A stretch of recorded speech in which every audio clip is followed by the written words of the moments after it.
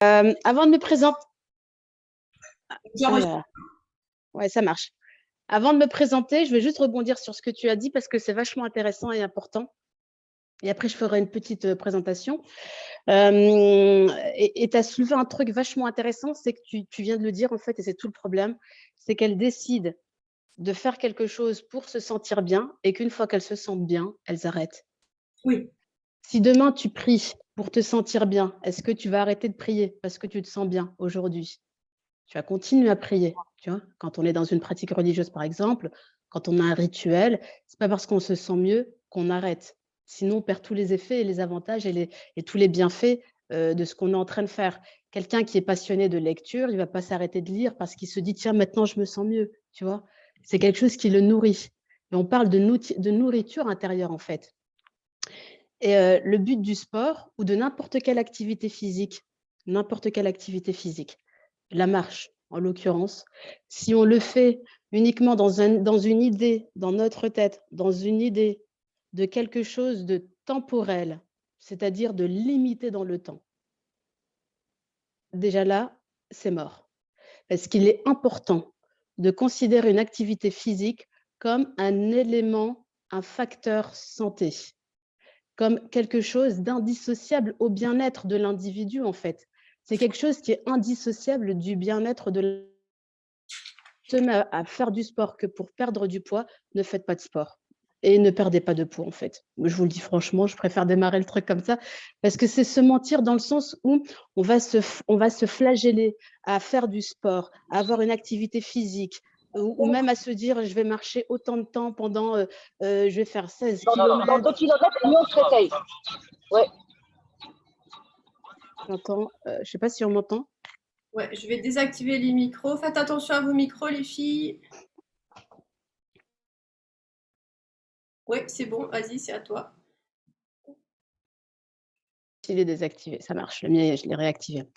Et en fait, tout ce que, et là je dis vous pour parler à l'Assemblée, tout ce que vous allez entreprendre, ne l'entreprenez pas dans le but que de perdre du poids. Disons que la perte de poids sera un facteur déclencheur pour du mieux-être, mais pas, ça ne doit pas être votre ultime objectif. Si perdre du poids, c'est votre seul objectif, vous allez, pour vous, vous aurez atteint votre objectif, donc vous allez arrêter d'avoir une activité physique, vous allez arrêter de vous alimenter, sainement, vous allez arrêter de faire attention à vous, vous allez parce que pour vous, ça y est, c'est OK, j'ai atteint mon objectif. Sauf que si on s'arrête là, ben, on reprend tous les, inconvénients liés à ce qui a produit, la prise de poids finalement. Donc n'ayez pas une vision temporelle du bien-être, c'est jusqu'à sa mort. C'est quelque chose qui est qui alors ça prend du temps, ça ne se fait pas du jour au lendemain, et surtout, il y a une forme de prise de conscience de pourquoi je fais les choses. À partir du moment où on sait pourquoi on le fait, hem, il y a une réelle motivation et c'est pour ça aussi que je pose souvent la question aux femmes quand je leur demande et encore pas plus tard qu'hier, ou ouais, hier, «Pourquoi vous voulez perdre du poids?» Et souvent on me dit, «Pour la santé», ce qui revient souvent, «Pour me sentir bien dans ma tête et dans mon corps» et à cette question, il faut juste retenir une chose: pourquoi attendre de perdre du poids pour se sentir bien dans sa tête et dans son corps? Pourquoi ne pas commencer par ça? Et c'est en prenant soin de sa tête et de son corps qu'on va perdre du poids sans s'en rendre compte. Et en fait, la problématique, elle est inversée. On croit que le problème, c'est le poids, alors que le poids n'est que, un avertissement de justement du mal-être, physique et mental. Et c'est ça qu'il faut d'abord travailler. Une femme qui a des problèmes de santé et qui me dit: «J'ai envie de perdre du poids pour m'alléger par rapport à ma santé», bah, effectivement, commence par ta santé, fais un check-up. Il y a des femmes qui ont peur d'aller voir le médecin parce qu'elles savent qu'il y a un prédiabète qui pointe le bout de leur nez. Elles savent que le médecin va leur dire: «Faut faire attention à ce que tu manges, faut faire ceci, faut faire cela, faut bouger, faut ceci, faut cela». Elles sont conscientes de toutes les problématiques au niveau de la santé, mais en même temps, elles se focalisent que sur le chiffre de la balance, le corps, le poids. il faut inverser le problème. Je me sens pas bien dans ma tête, je travaille le problème le mal-être. Je me sens pas bien dans mon corps, j'intègre mon corps déjà. Déjà le fait d'intégrer son corps, c'est important. Mais ça, on y reviendra. Donc ça, c'était la petite, un peu grosse parenthèse. Je vais me présenter. C'était l'introduction avant l'introduction.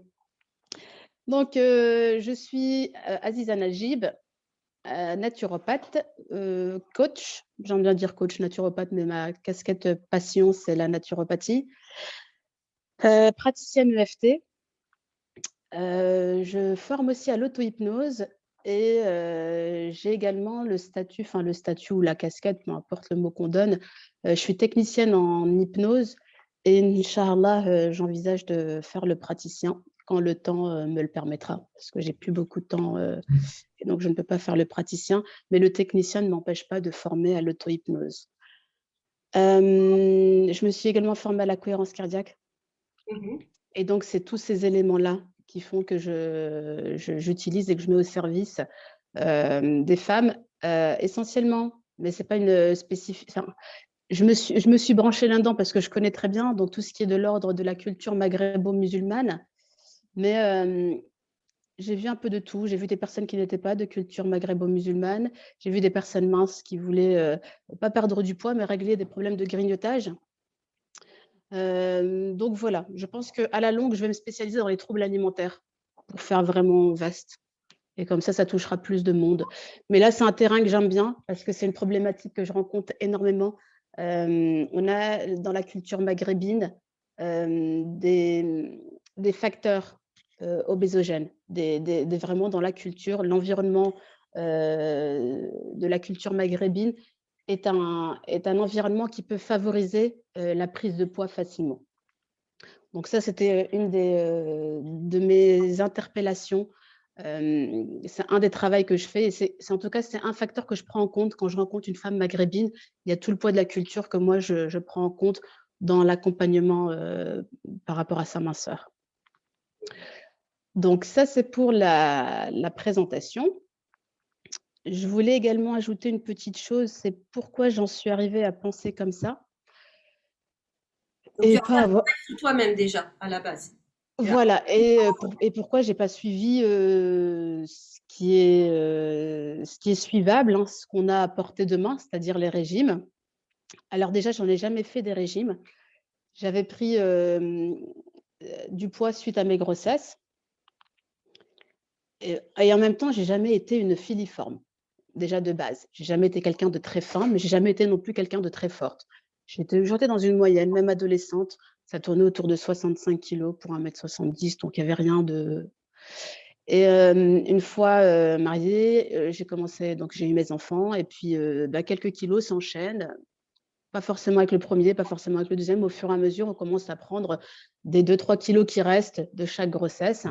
Et puis, j'en suis arrivée à une résultante au bout des 4 grossesses d'une quinzaine de kilos à perdre.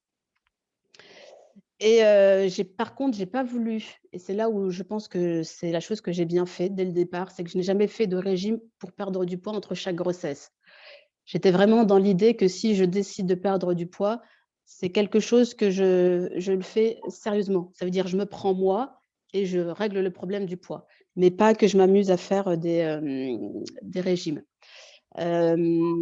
Déjà parce que j'observais beaucoup les femmes qui faisaient des régimes entre chaque grossesse et qui perdaient. Je trouve énergivore. Pour moi, un régime, ça consomme beaucoup d'énergie mentale et physique pour un résultat qui ne dure pas. Et après, on recommence. Tu es toujours dans le rejet, dans une forme de contrôle. Et dans ce contrôle-là, ça prend de l'énergie. On ne s'en rend pas compte. Exactement. Résister, ça demande de l'énergie. Ça demande de l'énergie de résister.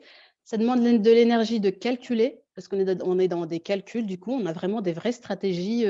Les femmes qui font des régimes sont des grandes stratégistes au sens vraiment économique du terme, hein. C'est-à-dire qu'elles font c'est des économistes, hein. C'est-à-dire elles font des chiffres, elles calculent le nombre de calories, le nombre de dépenses, elles connaissent pas mal de régimes, elles connaissent aussi pas mal tout ce qui est de l'ordre des compléments aussi, les compléments, elles ont aussi pas mal d'astuces naturelles. Alors j'ai tout entendu, le miel, pas le miel, la cannelle, de l'eau citronnée, j'ai entendu plein de choses. Je ne suis pas du tout une experte en régime, je n'y connais rien. Je connais à peu près les noms et en quoi ça consiste, mais ça ne m'intéresse pas. Et une fois que j'ai eu mes 4 enfants, j'ai attendu que la dernière soit scolarisée et que j'arrive à dormir la nuit. Parce que moi, j'avais compris une chose, c'est que ça allait me demander de l'énergie de réfléchir à comment j'allais procéder. Et il me fallait du temps pour moi. C'est-à-dire que je voulais pas faire quelque chose où je savais que j'ai pas cette capacité physique de vitalité de faire quelque chose. Donc une fois que c'était OK dans ma tête, je me suis posé 2 questions. Je me suis dit: «Soit je fais un régime, pardon, soit je perds du poids, mais dans ces cas-là, c'est pour ne pas reprendre et là, je vais commencer à réfléchir, à faire des recherches, à travailler sur cette question-là et m'assurer qu'on peut perdre du poids sans reprendre, soit je travaille uniquement sur l'acceptation de moi». C'est-à-dire que si, au final, je m'aperçois que perdre du poids, automatiquement, je vais le reprendre, je ne m'engage même pas dedans. Je préfère directement travailler sur l'acceptation de moi et mes 15 kilos en plus. Donc c'était les 2 options que j'avais. Donc avant de faire l'option numéro 2, j'ai commencé à travailler sur l'option numéro 1, à savoir, est-ce qu'il est possible de perdre du poids sans reprendre? Et là, j'ai entamé 6 mois de réflexion, uniquement de travail, de recherche de recherche. J'étais déjà en parallèle, dans des écoles de naturopathie. Donc j'avais déjà, fait 1 ou 2 écoles. Au moment où j'ai voulu démarrer, je crois que j'avais entamé ma 2e école de naturopathie. Mais la partie nutrition ne m'intéressait pas. Perdre du poids en commençant par l'assiette, ça, je sais que ça ne m'intéressait pas. Parce que vouloir s'alimenter sainement, c'est déjà un travail et il faut savoir pourquoi on veut s'alimenter sainement. S'alimenter sainement pour perdre du poids, ça ne marchera pas. S'alimenter sainement pour gagner en santé, OK. Et en Parce que tant vitalité. qu'on veut comment? Et en vitalité. Oui, santé, vitalité, énergie, tout ça. Parce que tant qu'on veut manger sainement pour perdre du poids, on sera toujours frustré de voir une mince manger des pizzas, boire du coca, des frites et hamburgers et être mince. En fait, tout n'est qu'une question de comment on pense. Donc se dire, et moi c'est comme ça que je me suis dit, attends, moi il y a hors de question que je mange des brocolis pour perdre du poids, alors qu'une nana mince, elle peut se faire des pizzas, elle peut manger des frites et elle n'a pas de problème de poids. Et c'est là où mon premier travail, ça a été observe les minces et interroge les minces. Donc j'ai interrogé tout ce qui était mince, de la culture maghrébine, de la culture occidentale, des occidentales musulmanes, parce que du coup, pour vérifier si la culture avait aussi un lien avec le fait, etc. Et j'ai fait toutes ces recherches jusqu'à la conclusion où finalement le problème, on avait tous des problèmes d'émotion, qu'on soit mince ou pas mince, on a tous des problèmes émotionnels, on a tous des choses qu'on refoule, sauf que les personnes minces ont tendance à se défouler ou à compenser sur autre chose que la nourriture. Certaines même oublient de manger. Il suffit qu'elles soient énervées ou pas, ou dans trop d'agitation mentale, et elles en oublient de manger. Et à l'inverse, les personnes qui ont des problèmes, avec la nourriture, c'est des problèmes où justement tout ce qui se passe dans leur tête, tout ce qui est en lien avec l'environnement, elles vont le retourner, elles vont se calmer, se défouler, tout déverser dans la nourriture. Donc à partir déjà de là, je me suis dit: «On est sur 2 choses, complètement». Comment quelqu'un par exemple peut oublier comment quelqu'un peut oublier de ne pas manger, par exemple? Vous voyez, se dire, ne pas ressentir la sensation de faim et comment quelqu'un aussi, même quand elle n'a pas faim, et ben, elle a besoin de manger. Et c'est là où je me suis intéressée du coup à toute la partie de l'ordre de, donc j'avais découvert la cohérence cardiaque et l'impact et le pouvoir de la respiration sur le fait de calmer les émotions, de calmer le mental et de se sentir bien. Et à partir du moment où on se sent déjà bien à l'intérieur, où on n'est pas agité, qu'on soit mince ou forte, déjà ça nous empêche d'avoir un comportement, compulsif.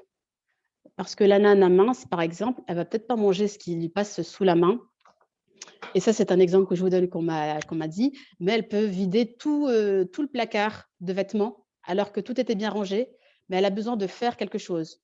Ou alors elle va se mettre à faire le grand ménage, de haut en bas. Ou elle va se mettre à aller sortir. J'ai besoin de sortir, de marcher, donc elles vont se mettre à marcher beaucoup. En tout cas, il y a une notion d'activité et de mouvement. Et pour d'autres femmes minces, il y a vraiment cette sensation de coupe-faim naturelle qui se fait chez elles. C'est-à-dire vraiment, elles ne ressentent pas, elles n'ont pas d'appétit. Et donc, en travaillant sur la cohérence cardiaque, je me suis aperçue que justement, toute la partie du système nerveux autonome, c'est-à-dire ce qui permet de calmer et la mince et la femme forte, était de l'ordre de l'inconscient. Le système nerveux autonome, c'est-à-dire toute la partie de la respiration qui permet de réguler nos deux systèmes. Alors, le système nerveux autonome, c'est quoi pour que les gens comprennent? On a un système nerveux volontaire. Je décide de prendre. Donc ça, c'est moi qui décide. Je décide de prendre le verre. OK? Par contre, la sensation de soif, je ne décide pas d'avoir soif. C'est mon corps qui réclame de boire. Donc là, moi, j'ai un besoin de m'hydrater. Et ça, c'est une information du système nerveux autonome. C'est donc la partie inconsciente de mon corps qui régule toutes mes fonctions vitales. Donc là, le système nerveux autonome va réguler ma digestion, la sensation de faim, de satiété, va réguler mes humeurs, va réguler les variations de poids, la régulation du poids. Et là, on en viendra tout à l'heure. Les températures du corps. Quand il fait froid dehors, je vais commencer à avoir de la frilosité pour réchauffer mon corps. Vous voyez, toutes ces informations, le fait que quand je dors la nuit, je ne me dis pas avant de dormir, et le cœur, oublie pas, hein, tu dois pas, moi je dors, mais toi tu continues à travailler. Vous voyez, ça c'est des choses qui se font naturellement, automatiquement.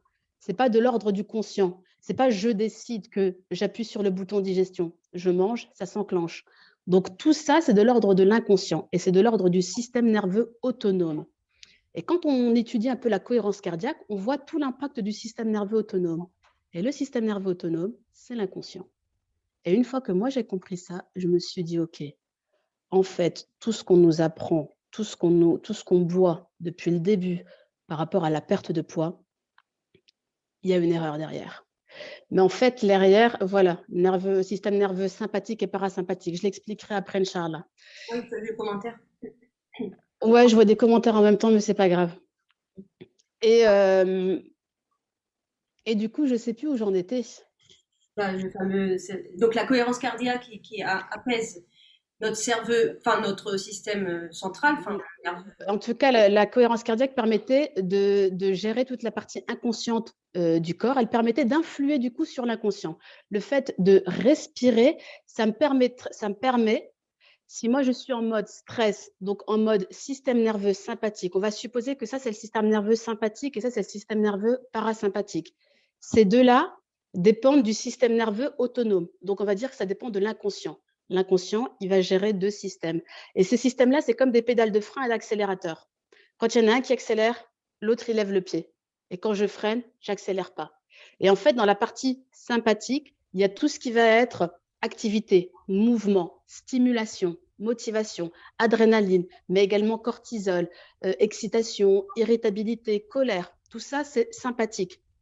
Et certaines personnes qui minces et qui n'ont pas d'appétit, c'est parce qu'elles sont beaucoup dans le sympathique. Ça coupe la faim. Parce qu'également, le coupe-faim, il est en sympathique. Et à l'inverse, le parasympathique, c'est tout ce qui va être la période de digestion, de réparation, de repos, tout ce qui va être aussi les hormones de bien-être. Hein. Autant là, on a les hormones du stress et de la motivation, mais on a également ici, de ce côté-là, au niveau parasympathique, tout ce qui va être aussi relaxation, détente, bien-être. Et en fait, quand on est tout le temps ici, on est tout le temps en surstimulation. L'idée avec la cohérence cardiaque, c'est je suis trop haut là et il faut que j'apporte un équilibre. Notre vie est censée être dans cette situation d'équilibre. Vous voyez? Et quand je suis toujours comme ça, là, je crée des émotions que je n'arrive pas à gérer. Et l'idée, c'est d'apporter du calme. Et au plus, par la respiration, j'arrive à apporter du calme et au mieux, je me sens à l'intérieur.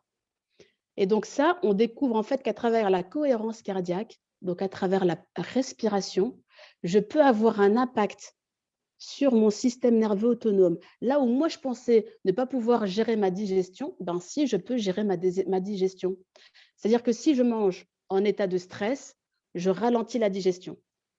Et donc, je peux même aller jusqu'à provoquer des troubles digestifs parce que du coup, je ne suis pas en parasympathique. Et la digestion se fait en parasympathique. Donc, il faudrait que quand je mange, je sois détendue, zen et détendue pour Regardez les infos à faciliter la digestion. Comment? éviter de regarder les infos de la télé quand on mange, par exemple. Voilà, la télé, le téléphone, ruminer un problème quelconque, hein, voilà, s'asseoir, ne serait-ce que s'asseoir. Des fois, on s'assoit midi, on est crispé, tendu. Pourquoi? Parce qu'on a eu la journée speed, qu'elle soit professionnelle ou de maman, c'est des journées speed. On est au taquet, et cetera, et cetera. C'est l'heure du repas. Quand on travaille, peut-être on travaille et puis c'est l'environnement, il est bruyant, et cetera. Ou quand on est dans le cadre familial, les chamailleries entre enfants, et cetera. Et souvent, on va manger sans être conscient de ce qu'on mange. Et donc, on n'est même pas avec son assiette. Et ce qui va nous faire stop, c'est le fait qu'on se remplisse, on se sent lourd, on se dit punaise, j'ai plus faim, je suis au bout de ma vie, là, je suis comme ça. D'ailleurs, on est en mode, il y a tout qui tombe, hop, il n'y a plus rien qui fonctionne. J'ai Et une donc, question, Aziza. Quand on est trop dans l'autre système, qu'est-ce qui se passe aussi? quand tu es trop dans l'autre système, longtemps, c'est une forme de dépression. Quand tu es trop en parasympathique, trop élevé, là, tu es dans un mode de dépression. Parce que justement, la dépression fait partie aussi du côté parasympathique. C'est pour ça qu'il faut toujours être dans un équilibre. Quand tu es trop là, tout le temps là, c'est toutes les personnes qui peuvent être aussi beaucoup léthargiques. Il n'y a plus rien. Voilà, à la limite même, je ne dirais pas du burn-out, mais on est vraiment dans quelque chose où il n'y a plus rien, il n'y a plus d'énergie, il n'y a plus rien. On est vraiment au bout du bout. Je vais vous donner un exemple. Il leur faut des activités physiques plutôt intenses. En fait, il faut déjà commencer à réguler parce que quand on est déjà au bout de sa vie, aller sur une activité physique, il faut trouver l'énergie. Si on n'a déjà plus l'énergie physique. Moi, ce que je peux faire, par exemple, il m'est arrivé, et ça m'arrive pendant le ramadan, quand je sais que je suis fatiguée et que j'ai encore des choses à faire et que je sens que je suis… voilà, le jeûne a l'avantage de rééquilibrer un peu les sympathiques parce que du coup, le fait de ne pas apporter de l'alimentation, on est aussi en mode un peu plus quand on se détend, on est vraiment en ralenti aussi. Et parfois, moi, quand j'ai besoin d'énergie, je vais accentuer ma respiration de sorte à augmenter un peu mon sympathique. Ça m'arrive de faire ça juste par la respiration. Ou quand je sais que par exemple, j'ai un accompagnement et que je sens que je ne suis pas au taquet, je ne suis pas assez dynamique, juste avant de démarrer la séance de coaching, je vais basculer en respiration, mais je vais augmenter toute la partie sympathique pour me donner un peu plus de peps et de dynamisme. Donc ça, quand on sait gérer ça, on peut se gérer soi-même, hein. Quand on sent qu'on est trop excité, stressé ou trop fort au niveau des émotions, on essaye de jauger au niveau de la respiration pour faire en sorte de retrouver un état de bien-être et d'équilibre. Ça, c'est important. La cohérence cardiaque, avant, j'étais assez rigoureuse quand je le transmettais. Je le faisais de manière assez… 4 temps. assez à la façon de ce qu'on a l'habitude, voilà, de manière scolaire, c'est-à-dire il faut respirer 5 secondes, 5 secondes, vous voyez, il y a toujours des calculs et tout. Et je me suis dit, les gens n'ont pas… Déjà, le mettre en pratique 3 fois à 4 par jour, ça leur coûte un bras. Mais si en plus, elles doivent s'amuser à être dans des… Est-ce que je suis dans 5 secondes? Est-ce que je suis dans des 5 secondes? Le mental qui travaille, ça va. Ouais, et ça les stresse. Et puis après, elles se flagellent parce qu'elles me disent, ouais, mais j'ai pas réussi à faire 5 secondes comme tu m'as dit, et nanana. Et donc, du coup, je me suis dit, c'est simple. Comprends juste une chose, c'est que quand tu inspires, tu es en mode sympathique. Quand tu expires, tu es en mode parasympathique. Donc, quand tu as besoin d'énergie, fais en sorte que ton inspiration soit plus importante que ton expiration. Et quand tu as besoin de te détendre, fais en sorte que ton inspiration soit plus courte que l'expiration. Donc, maximise sur l'expiration. L'inspire augmente le rythme cardiaque. L'expire ralentit le rythme cardiaque. D'ailleurs, un exemple, quand on a peur, vous voyez, on inspire. Et c'est un phénomène de survie. C'est-à-dire, je suis surprise, hop, qu'est-ce que je fais? Je cours, je m'enfuis ou je me fige, ou je suis en mode combat. Donc, l'inspire, c'est le sympathique, c'est le mouvement, l'action. Et donc, on va sécréter de l'adrénaline parce qu'il faut partir. En tout cas, il y a une sensation d'urgence. Et quand on est fatigué, des fois, quand on souffle, en même temps, quand on souffle, on lâche tout. On baille, ça favorise l'expire. Exactement, le bâillement aussi agit est en mode parasympathique. Et donc, tout ça, on peut très vite, très rapidement, quand on comprend ça, sans rentrer dans des calculs, parce que c'est une difficulté en plus dans la société d'aujourd'hui, de rajouter des chiffres. Donc, moi, je dis, au mieux, tester sur une équité, inspi, expi. Quand tu as besoin de te détendre, tu insistes sur l'expi. Quand tu as besoin d'un peu de dynamisme, tu augmentes l'inspi. Vraiment, tu insistes plus sur l'inspi. Du coup, par exemple, en inspi, on est sur…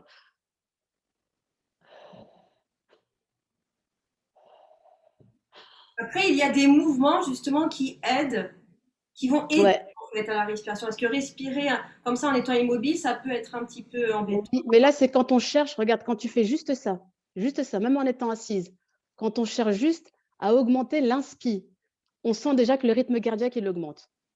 Juste quand on est en étant comme ça, déjà, on sent qu'on est dans… vous savez, c'est comme les gens qui font du sport quand ils sont essoufflés.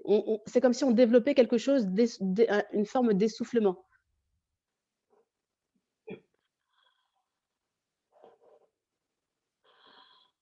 Vous voyez, et là, on sent que le rythme, il commence à être… mais ça, c'est pas la chose que je pratique le plus. C'est vraiment quand je sens que j'ai un vrai coup de mou, Non, mais c'est et très que bien j'ai d'en besoin… parler parce que Voilà, mais c'est votre pouvoir, c'est votre chimie interne finalement. On a tous voilà, nous, cette capacité à être heureux, de se trouver son bonheur, et ça passe par une bonne respiration. Bien respirer, c'est bien vivre, comme dit le dicton.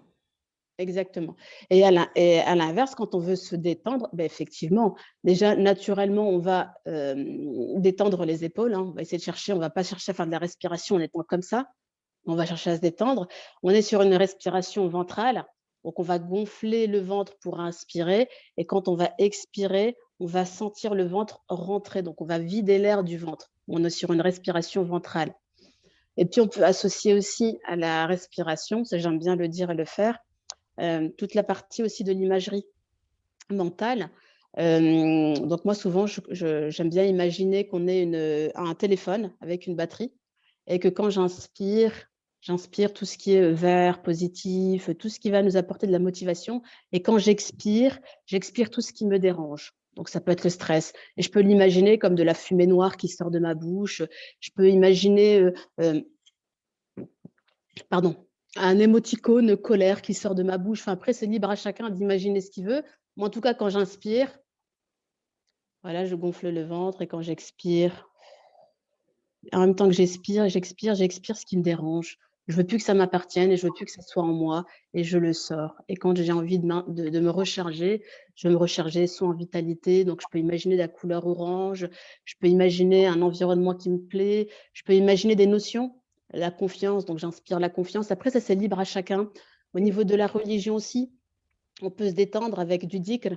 J'inspire alhamd ou le subhanallah par exemple, alhamdulillah, subhanallah, et je peux expirer le astaghfirullah, donc tout ce que j'ai en tête et que je demande pardon. Vous voyez, c'est toutes des façons de faire qui permettent déjà d'apporter un mieux-être dans sa tête. D'ailleurs, l'inspire, tu sens, c'est toujours frais dans ton nez. Et l'expire, c'est chaud. Exactement. D'ailleurs, si on devait encore rentrer dans des techniques encore plus… Il y a les techniques de la narine, je ne sais pas si tu connais. Respiration Voilà, solaire, la respiration ouais, solaire. exactement, oui. Mais après, ça, c'est… moi, il faut aimer. Il faut aimer, sinon trop d'informations, les gens vont pas le faire. Oui, ça c'est. Moi, je pense qu'il faut vraiment, déjà simplifier au début pour que les gens puissent, mettre en pratique, être rassurés que ça se met en pratique, être rassurés de voir les effets et ensuite par elles-mêmes, une fois qu'elles sont à l'aise, ben, elles vont chercher par elles-mêmes. Une fois qu'une personne aime un outil, elle va certainement vouloir creuser et soit diversifier, soit aller dans plus de détails par rapport à l'outil. Alors, Aziza, ça fait une demi-heure déjà, on est ensemble. Je suis ravie, les filles. On est 21 personnes, c'est super, je suis très contente. Donc, bien sûr, le thème, vous avez vu, hein, on parle beaucoup de sujets, hein, tout s'entremêle. Pour revenir aux bonnes habitudes, bonnes, mauvaises habitudes, quand le mental s'épuise, en fait, c'est l'inconscient qui finit toujours par prendre le dessus. Comme on dit, chasse naturelle revient au galop. Je vous invite à vous, chacune d'entre vous, à penser à cette petite habitude, cette bonne habitude que vous avez du mal à prendre, par exemple. Est-ce que c'est lié au sport? Est-ce que c'est lié à l'alimentation? C'est lié, je ne sais pas moi, le trop de téléphone? Chacune d'entre vous, imaginez et pensez bien à cette petite chose qui vous dérange, que vous n'arrivez pas à mettre en place et que vous aimeriez que ça soit presque naturel. Ça y est, tout le monde a cette petite chose qui l'embête. Si vous êtes là ce soir, c'est qu'il y a quelque chose qui vous embête.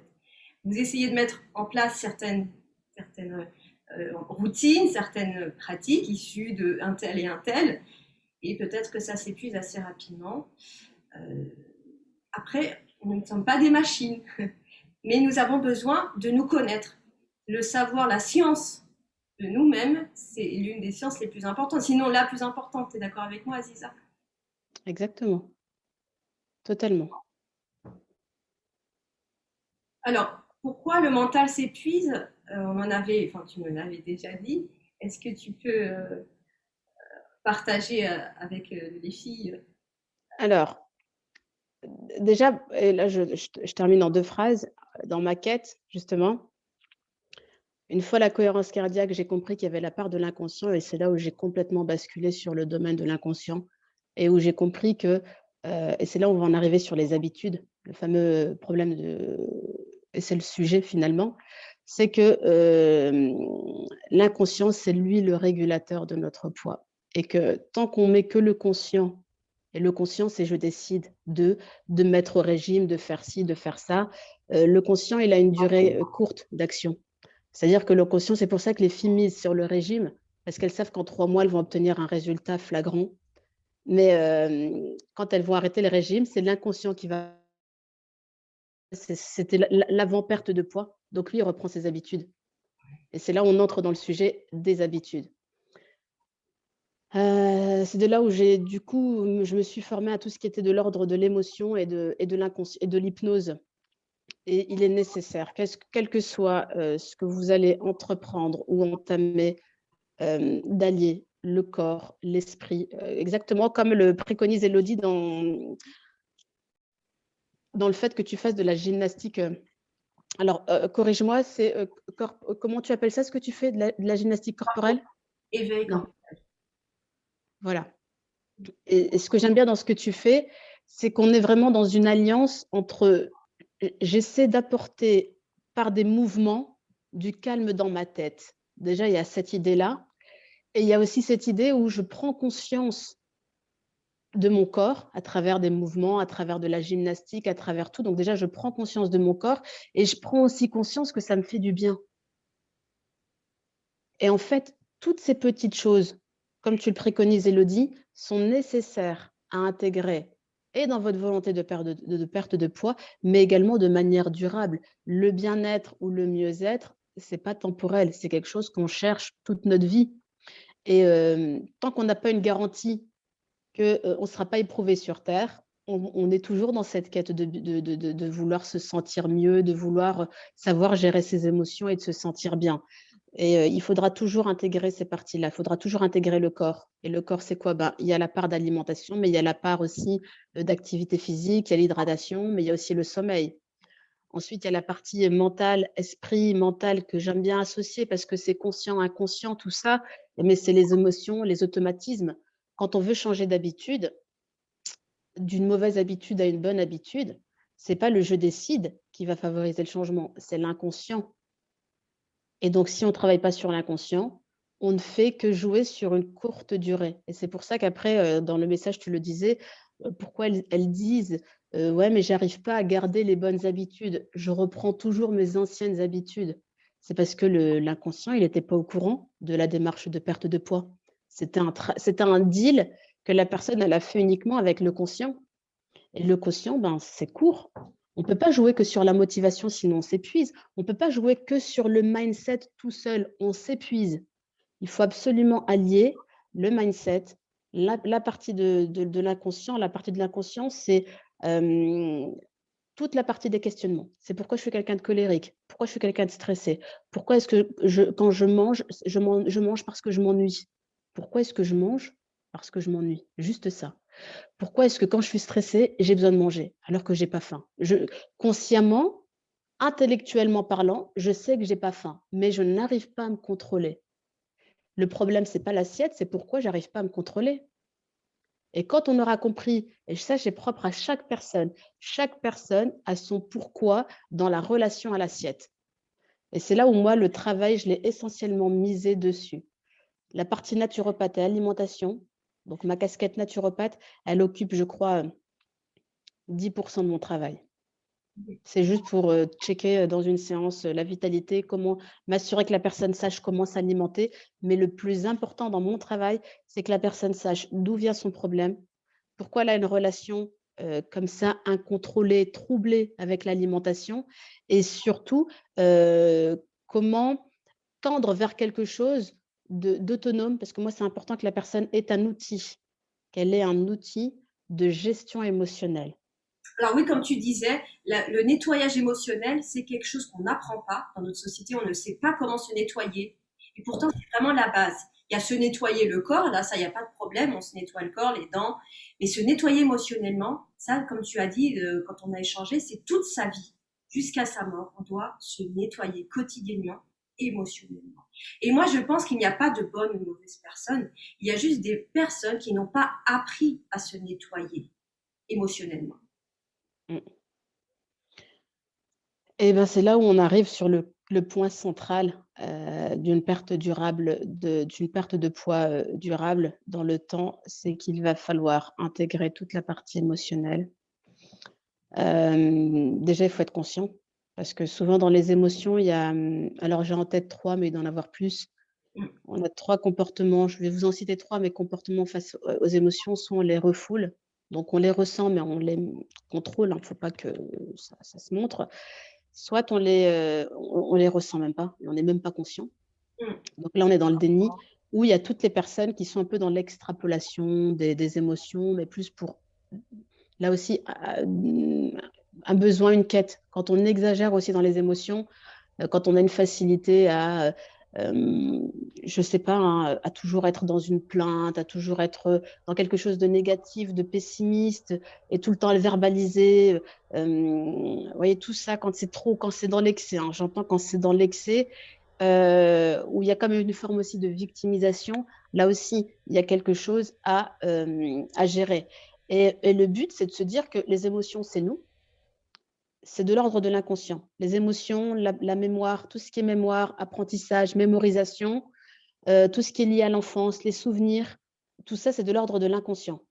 Tout ce qui est de l'ordre de la régulation du corps, c'est de l'ordre de l'inconscient. Donc, à partir du moment où vous êtes concerné par de la mémorisation, de l'apprentissage, par tout ce qui est de l'ordre de votre santé, que vous ne pouvez pas gérer, si je me blesse, bien sûr que je peux me soigner, mais ce n'est pas moi qui décide de la durée de cicatrisation. La cicatrisation, c'est pas moi. Je dis pas: «Tiens, tu as 24 heures pour te refermer». Vous voyez? Ça, c'est de l'ordre de l'inconscient et donc du métabolisme, de la capacité qu'a le corps à s'auto-guérir et cetera. On peut l'aider. Là où le conscient, il est utile, c'est: «Tiens, je m'aperçois que je cicatrise très mal, je dois certainement manquer de zinc ou d'autres choses. Bon, ben, je vais essayer d'avoir améliorer mon alimentation ou essayer de complémenter avec des compléments pour», parce que je m'aperçois que par ma difficulté à me cicatriser, que je dois avoir un souci. Donc là, on allie les 2, conscient, inconscient. Mais un temps de cicatrisation qui est trop long ou qui ne se cicatrise pas très bien, c'est pas de notre ressort conscient. Donc dès lors qu'on comprend qu'il y a des choses elles font partie de nous, parce que l'inconscient, c'est nous, mais que si je le laisse faire, ben, il vit sa life indépendamment de moi et en même temps, j'ai besoin de lui pour perdre du poids. Donc je vais plutôt travailler avec lui, travailler avec l'inconscient et c'est là où moi je dis l'inconscient, ça doit être votre allié minceur. C'est pas le régime, ton allié minceur ou je sais plus, dans les pubs, il y a toujours une phrase qui disait: «Mon allié minceur». Je crois que je sais plus quelle marque ou quelle pub disait toujours: «Mon allié minceur». Je crois que c'était une bouteille d'eau, une marque de bouteille d'eau qui parlait d'allié minceur. Et non, ton allié minceur, c'est pas l'extérieur, ton allié minceur, c'est toi. Et c'est toi, conscient et inconscient. Et quand tu intègres l'inconscient dans ta perte de poids, c'est là où tu deviens gagnante. Parce que c'est là où tu vas intégrer un réel changement et il sera durable. Est-ce que le corps, c'est de l'inconscient? Puisque le corps parle, mais c'est Le le corps, mental. le corps est la partie visible de l'expression de l'inconscient. Écoutez bien répète cette phrase, s'il te plaît. Le corps est l'expression visible de ton inconscient. Quelqu'un qui a des compulsions, elle ne sait pas, et d'ailleurs elle le dit: «J'arrive pas à me contrôler, j'ai toujours besoin de grignoter sucré, dans l'après-midi ou le soir avant de dormir, je ne sais pas pourquoi j'ai besoin de sucré». et elles le verbalisent souvent, les femmes, j'arrive pas à me contrôler. Le comportement physique, comportemental, c'est j'ai besoin, je vais vers cette chose, mon corps va vers cette chose. Quand je m'alimente jusqu'à l'excès, donc je remplis un corps physique. Je sais que consciemment, je suis déjà remplie, mais j'ai envie d'aller jusqu'au bout. Donc là, ça, c'est des comportements physiques, mais qui indiquent un message de l'inconscient. Et tant que l'inconscient, alors l'inconscient, je l'image toujours comme ça, derrière en plus. Tant que l'inconscient, on ne l'écoute pas, on ne sait pas pourquoi, quel est son message à travers le besoin de grignoter, quel est son message à travers le besoin d'excès, tant qu'on ne verbalise pas ce que l'inconscient veut, on garde le comportement alimentaire qu'on a. Le régime a de spécifique, c'est qu'il met complètement l'inconscient en mode prison, en mode stand-by. C'est comme si on appuyait sur pause avec l'inconscient. Quand on fait un régime, on appuie sur pause avec l'inconscient et on mise que sur le conscient.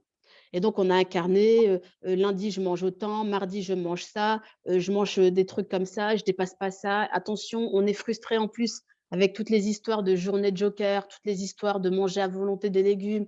Toutes ces bêtises-là font qu'on rentre dans des stratégies de calcul qui peuvent par la suite même provoquer des troubles alimentaires qu'on n'avait pas avant de faire un régime. Il y a des personnes qui ont développé des troubles alimentaires qu'elles n'avaient pas parce qu'elles ont fait des régimes yo-yo, elles sont choquées par la faim. Elles ont tellement été bousculées, brisées par la sensation de faim pendant leur perte de poids, qui font que quand elles décident, une fois qu'elles ont perdu du poids, elles ne savent plus faire face à la faim. La sensation de faim est une souffrance chez elles. Et donc, naturellement, elles basculent sur quelque chose où elles ont besoin de ne pas ressentir de la faim et donc de constamment manger. Parce que là aussi, même si l'inconscient, pendant que je faisais un régime et que je m'affamais, l'inconscient, je l'ai peut-être fait taire, mais lui, c'est lui le souvenir, c'est lui qui enregistre, c'est lui qui est la mémoire. Et lui, il retient quoi? Souffrance, galère, torture. Il retient aussi le sport.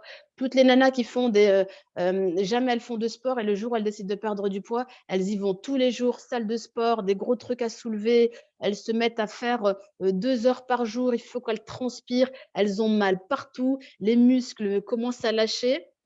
Elles sont à la limite des tendinites, etc. Mais elles y vont à fond pendant 3 mois. Elles enregistrent quoi comme message à l'inconscient? C'est que déjà, je ne t'écoute pas. Même si c'est toi qui régule le poids, je vais le faire en traître. Je ne t'écoute pas. Mais en plus, je mets le corps en souffrance. Et l'inconscient, lui, il enregistre une chose, c'est punaise, la faim, c'est très douloureux. Et le sport, c'est très, très douloureux de faire du sport. Et le jour où elles veulent démarrer quelque chose de nouveau, ben elles sont dans un état de guerre. Elles attendent d'avoir le mindset parce que dans leur tête, perdre du poids, c'est souffrance. C'est s'affamer, se frustrer. Je m'autorise un jour joker où je peux craquer le sac. Et puis le sport à fond, à fond, à fond. Mais dans leur tête, on n'est que sur du temporel. Alors que non. Le sport, ça doit être un plaisir. Et si on ne sait pas faire du sport en mouvement, comme on peut faire dans une salle de sport, par exemple, il faut être à l'écoute de soi. Et on démarre à notre niveau. Si j'ai pas l'habitude de lever une jambe, je me mets pas à faire du footing 45 minutes la première fois. Voyez? Là, il faut se faire accompagner par un coach, ça c'est sûr. Clairement. Et tu te souviens, on en avait discuté aussi par rapport à ce que tu fais et que moi j'aime beaucoup. C'est l'importance d'intégrer son corps dans la perte de poids. Les femmes, quand elles ont des problèmes de poids, elles n'aiment pas leur corps. Et comme elles n'aiment pas leur corps, elles vivent dans leur tête. Et tant qu'elles n'intègrent pas leur corps, il y a une forme de déni, dans le sens où elles vont l'intégrer. Alors là aussi, ça c'est mon interprétation à moi, de 3 façons. Comment elles vont ressentir leur corps? Elles vont le ressentir soit par l'alimentation, donc elles vont aller toujours dans quelque chose d'excessif, mais c'est plus pour anesthésier, parce que ça bouillonne tellement dans ma tête que je ne sais plus comment calmer ça. parce que je reste trop dans ma tête. Parce que si jamais je me mets à marcher, je vais sentir que je suis essoufflée, je vais avoir peut-être des douleurs au niveau des chevilles, je vais sentir le poids de mon corps, par exemple. Donc je reste dans ma tête. Mais comme je suis fatiguée d'être dans ma tête, tiens, la nourriture m'anesthésie. Et une fois que la femme qui a des problèmes de poids s'aperçoit que la nourriture a un pouvoir anesthésiant, ça devient son pote. Elle mange parce que ça les calme. On a également les personnes qui ressentent leur corps quand il est douloureux. Quand il est douloureux, tu n'as pas le choix. Tu sens que tu as mal là, tu sens que tu as mal ici, tu sens que tu as mal au ventre, tu sens que tu as des migraines, tu ressens ton corps. Et la troisième façon où on ressent le corps, c'est quand on a une activité physique, c'est quand on allie le corps avec sa tête. Ça peut être juste du stretching, juste même pas du stretching, de la gymnastique, d'étirement, tout ce qui va être rien que là, le fait de m'étirer comme ça. Bon, après, j'ai fait une séance il y a 2 jours, j'ai encore des douleurs là, mais quand je tire comme ça, je peux ressentir que j'étire. Il y a toute la partie là qui travaille aussi. Et ça me permet de ressentir mon corps. Et, je terminerai sur ça. Une de mes formatrices m'avait dit une chose que je n'ai jamais oubliée de ma vie et qui fait partie de une des valeurs fortes chez moi. Elle m'a dit: «Aziza, j'étais beaucoup dans ma tête». C'était une période où j'étudiais pas mal et j'avais besoin beaucoup de me défouler, mais je n'avais jamais vu ça comme ça. Elle m'avait dit: «Aziza, le muscle est le contrepoids du nerf». Je lui avais dit: «Il faut que tu m'expliques» et elle m'a dit: «Quand tu es trop dans ta tête, il faut que tu rééquilibres avec une activité physique, en stimulant le muscle». Et en fait, on revient comme toute chose a besoin d'équilibre, sympathique, parasympathique. Quand tu es trop là, c'est pas bon, quand tu es trop là, c'est pas bon. Il faut les 2. Et là aussi, quand tu es trop dans ton quand tu stimules trop ton système nerveux, si tu n'allies pas le système musculaire, articulaire, osseux, du coup, tu restes que dans ta tête, à moins de te claquer la tête contre un mur ou de basculer sur d'autres addictions illicites, tu as plus que la nourriture qui a un fort pouvoir de te connecter à ton corps, en fait. C'est l'alimentation en excès a La matière, quoi. d'extraordinaires. C'est de la matière, c'est de la densité. Voilà, exactement. Et il ne faut pas avoir peur d'intégrer son corps, même si on n'aime pas son corps, même si au moment où on décide de vouloir perdre du poids, on n'aime pas son corps. Se dire que le corps, c'est votre histoire. Il n'est que le reflet de votre histoire, mais il faut pas le vivre comme un drame. Les bourrelets qu'on a, j'ai encore des bourrelets, ce sont des bourrelets de ma vie et il y a aucun souci avec. Mais il faut accepter de se voir tel qu'on est, avec ses failles, avec alors beaucoup me le disent, ils ont un dégoût de leur corps. Trop dans la comparaison aussi. Si on se compare trop aux autres, c'est. Exactement, mais elles ont des fois une telle image d'elles-mêmes qu'elles Non. préfèrent ne pas habiter leur corps, Ah ben oui, ça, je clairement. peux compter, des femmes comme ça, bien sûr. Voilà et du coup, non, ça fait partie du processus de perte de poids, c'est j'intègre mon corps tel qu'il est et tout effort, même petit soit-il, je marche que 10 minutes, je suis contente de marcher 10 minutes, mais j'adopte de la régularité. 10 minutes tous les jours. Plutôt que de faire 3 heures une fois, je fais 10 minutes tous les jours et toute l'année. Et au bout de 2 3 mois, je vais peut-être faire une demi-heure. Peut-être même au bout de 2 3 semaines, peut-être même au bout d'une semaine. Tout ça, ça dépendra des personnes de toute façon. Mais l'idée, c'est d'associer et de s'apercevoir que même la marche fait du bien au mental. La marche procure du bien à l'individu, ne serait-ce que marcher. Prendre la Encore plus quand distance. tu es, voilà, encore plus quand tu es dans des endroits, les forêts, les parcs et cetera, où tu peux même en plus allier à la marche, la conscience de l'environnement, les oiseaux, vous voyez? Vraiment se connecter à l'environnement et à la création, ça procure encore beaucoup plus de bien. Mais voilà, si je devais pour terminer, pour conclure là-dessus, je dirais qu'il faut travailler sur les 3 sphères. On a besoin, il faut être conscient de son corps et ça passe ah, si voilà, les 3 façons de connecter son corps, c'est la nourriture, la douleur. On va éviter ces 2 là, on va éviter l'excès alimentaire pour se sentir bien et on va éviter, et on va chercher à avoir une meilleure santé pour éviter la douleur. Donc, parmi les trois, l'activité physique reste le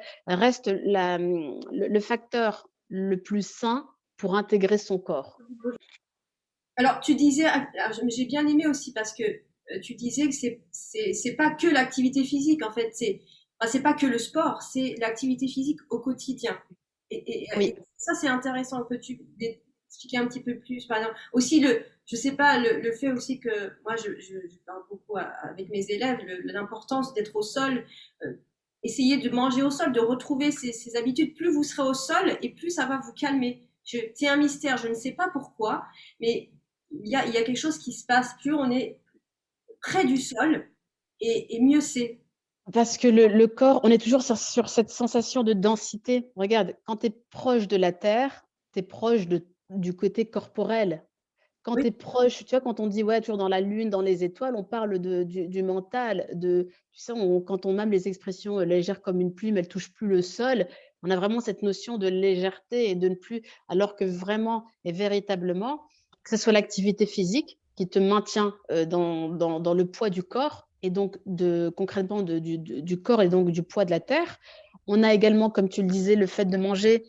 Et d'ailleurs, il y a un hadith, je crois, hein, qui conseille quand on s'alimente, donc de manger comme tu le dis, à même le sol, avec une façon de manger avec voilà, comme tu fais avec la jambe, une des deux jambes, exactement comme tu le fais. Et l'idée, c'est d'appuyer un peu sur l'estomac pour faciliter la satiété, le sentiment de satiété. Et je me suis intéressée aussi un peu du point de vue de la religion.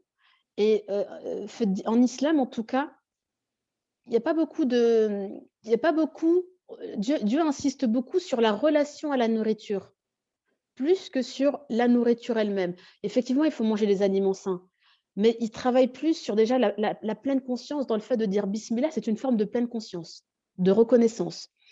Dans les comportements, on dit souvent, et ça a été vérifié scientifiquement, que quand on mange avec les doigts, il y a un effet de satiété. Mais c'est comme le fait d'écrire, je ne sais pas, alors pour peut-être certaines personnes le savent ou pas, mais quand on note avec la main, quand on utilise encore sa main, il y a une meilleure connexion de mémorisation avec le cerveau, plus que quand on tapote quand on veut faire rédiger quelque chose sur Internet, voilà, sur l'ordi. En fait, la relation encore à la main donne plus d'informations au niveau de l'alimentation quand on veut s'alimenter, de satiété et donc de sensation de faim ou de satiété, ce qui est la base. La mastication aussi, qui est des choses très, très importantes et pour lesquelles on n'est même pas connecté à la mastication. Et on a des dents, c'est pas pour rien. Si Allah nous a donné des dents, c'est pas la pour… salive, il y a des gens, ils mangent, il faut toujours qu'ils boivent de l'eau, des boissons sucrées. Mais surtout, n'évitez ça. Imprégnez-vous bien la salive. La salive, là dans un Qigong, c'est un élixir. Ouais, Si vous êtes en bonne santé, vous produisez beaucoup de salive. Si vous êtes en mauvaise santé, il n'y a pas beaucoup de salive. c'est fraise, ouais. La salive, très, très importante. Et dans la salive, il y a ce qu'on appelle la ptyaline salivaire, qui est une enzyme de prédigestion. Et ça, elle se développe plus on mastique, plus on développe de la ptyaline salivaire et donc plus on favorise la prédigestion. Et une mauvaise digestion provoque, du coup, on a une mauvaise absorption, une mauvaise assimilation. Et donc, on a beau manger sainement, ça c'est ce que c'est ce que j'apprends dans la partie naturopathie, en fait, avec mes clientes. On mange, du coup, on a beau manger sainement, mais si l'absorption et l'assimilation sont mauvaises, on finit quand même carencé. Et donc, tu peux te dire, ouais, mais attends, Ziza, dans mes assiettes, il y avait ça, ça, ça, et pourtant, je suis toujours… Oui, mais est-ce que tu as pris le temps de mastiquer? Est-ce que tu as pris le temps de respecter tout le travail? Est-ce que tu as respecté également le fait de ne pas remplir le sac? Parce que quand on mange trop, on ralentit la digestion et on crée de la putréfaction et on crée aussi de la fermentation. Et tout ça, ce sont des facteurs qui vont provoquer sur du long terme des maladies, une porosité intestinale, etc. et tout ce qui va avec. Donc ça, c'est une partie où moi, c'est plus ça que j'apprends en naturopathie aux femmes. C'est pas leur dire tu manges 100 grammes de brocoli. Voilà, on n'est pas dans des régimes, on n'est pas dans de la frustration. Moi, il n'y a rien qui est interdit. Par contre, là-dessus, je suis exigeante. Pas de grignotage, ne pas aller dans l'excès alimentaire. Mais voilà, pour ne pas aller dans l'excès au moment des repas, il y a tout le travail de pleine conscience, tout le travail aussi de mastication, j'apprends aussi aux femmes, et ça c'est important, retenez-le aussi, c'est important, quand on mastique, quand on mastique, et quand on est avec son cerveau, au moment du repas, on est avec la partie inconsciente. L'inconscient, il ne cherche pas l'excès. L'inconscient, il cherche le plaisir quand on mange. L'inconscient ne cherche pas la quantité, il recherche le plaisir. Lui, l'inconscient, quand il mange, il veut juste que tu te fasses un kiff. Mais si toi, pendant que tu manges, ton cerveau, il est en train de faire le tour du monde, il n'y a que le corps qui est présent au moment de l'assiette, eh ben, tu vas t'arrêter de manger parce que par la lourdeur du repas. Maintenant, si tu intègres ton inconscient au moment du repas, et pour l'intégrer, il faut être en pleine conscience. Donc, généralement, il faut déjà faire un peu de cohérence cardiaque juste avant, histoire de redescendre la fameuse pression avant de s'alimenter. Et puis, donc, une fois qu'on est au moment du repas, être vraiment connecté et apprécier chaque bouchée. On apprécie chaque bouchée. Et là, on est sur un autre rapport à la nourriture. Parce qu'à ce moment-là, on allie le conscient, l'inconscient. L'inconscient, il est content. Le conscient, il se dit, bah, tiens, j'ai plus faim, ça va, j'ai pas besoin d'aller jusqu'au bout. Et tout le monde est OK pour arrêter avant de craquer le sac. Et ça, c'est le plus important. La frugalité, si on arrive à gérer frugalité et grignotage, on perd du poids. On lui associe une activité physique, c'est le combo gagnant. Mais le plus important, c'est d'apprendre à faire ça. Et puis, Donc voilà. à la fin du repas, toujours remercier Dieu. Il y a 2 très belles doigts qu'on fait. Je les trouve magnifiques, ces doigts. Je pense que ça doit favoriser la digestion. Le fait de dire Alhamdulillah, vous connaissez, et l'autre doigt, ils sont extraordinaires, ces doigts. Et tu sais pourquoi? Parce que ça apaise. Ça On vient de apaise. manger et on remercie Dieu d'être musulman. Vous vous rendez compte? Ouais. C'est vraiment, ouais, la nourriture, Et en fait, tout ça, c'est de la pleine conscience. Tout ça, on est dans de la pleine conscience, on est dans du bien-être. Quand on est comme ça, on est dans une forme de bien-être. On est conscient de ce qu'on mange, de qui nous apporte cette nourriture, les bienfaits. On est conscient de la santé. Il y a même un hadith qui dit qu'il faut un tiers d'eau, un tiers un tiers d'eau, un tiers d'aliments et un tiers d'air. Quand on respecte un peu les principes de l'islam, on est dedans. Mais tout le problème, c'est justement de régler tout ce qui a été troublé au niveau de l'alimentation. Et ça, c'est un travail qu'il faut faire. Il ne faut pas se tromper d'objectif. L'objectif, ce n'est pas que je perde autant de kilos en autant de temps. L'objectif, c'est que je retrouve une harmonie avec moi-même. Et le reste se fera naturellement. C'est je m'engage à travailler sur mon bien-être mental, psychonutritionnel, donc c'est la nutritionnelle, psychonutritionnelle, donc c'est ma relation à la nourriture, essayer de comprendre pourquoi est-ce que j'ai besoin, quel est le message que mon inconscient veut me donner, et que j'intègre aussi mon cerveau avec mon corps. Quand on travaille comme ça, avec cette harmonie de tous ces états-là, on ne s'aperçoit même pas qu'on perd du poids. On s'aperçoit déjà d'une chose, c'est que les grignotages ont diminué, que tiens, je mange plus autant au niveau des repas. J'ai remarqué, sans m'en rendre compte, j'ai pas eu besoin d'aller jusqu'au bout, et je me sentais pas, et je me suis même pas forcée. Et ça, c'est des retours de témoignages que moi je vous dis. Voilà, les retours, c'est tiens, il y a eu ça, il y a eu au niveau des grignotages, je me suis même pas aperçue, mais j'ai vachement diminué en grignotage, et ainsi de suite. Mais le travail, c'est pas le régime qui va vous apprendre à faire ça. en fait, tu me disais aussi que pour que chaque cas, en fait, chaque femme, alors là, on parle pas forcément des femmes qui ont surpoids, hein, mais des problématiques, euh, c'est c'est pas les mêmes raisons. Entre 10 personnes qui sont en surpoids, par exemple, chacune, elle n'a pas les, pourquoi elle a pris du poids, c'est pas les mêmes raisons. Tu te souviens ce que tu me disais? Il y en a En une. fait, chaque problématique, chaque femme a son, l'inconscient étant unique, c'est l'inconscient de chacun. Et l'inconscient a d'extraordinaire, c'est qu'il permet à l'humain de le sauver à un moment donné. Je m'explique par là. Il peut arriver dans la vie des événements, des traumatismes, heu, peu importe. Même si pour moi, c'est pas un trauma, pour la personne, ça peut être un traumatisme. Vous voyez? Pour vous dire que le mot traumatisme, c'est relatif à l'individu.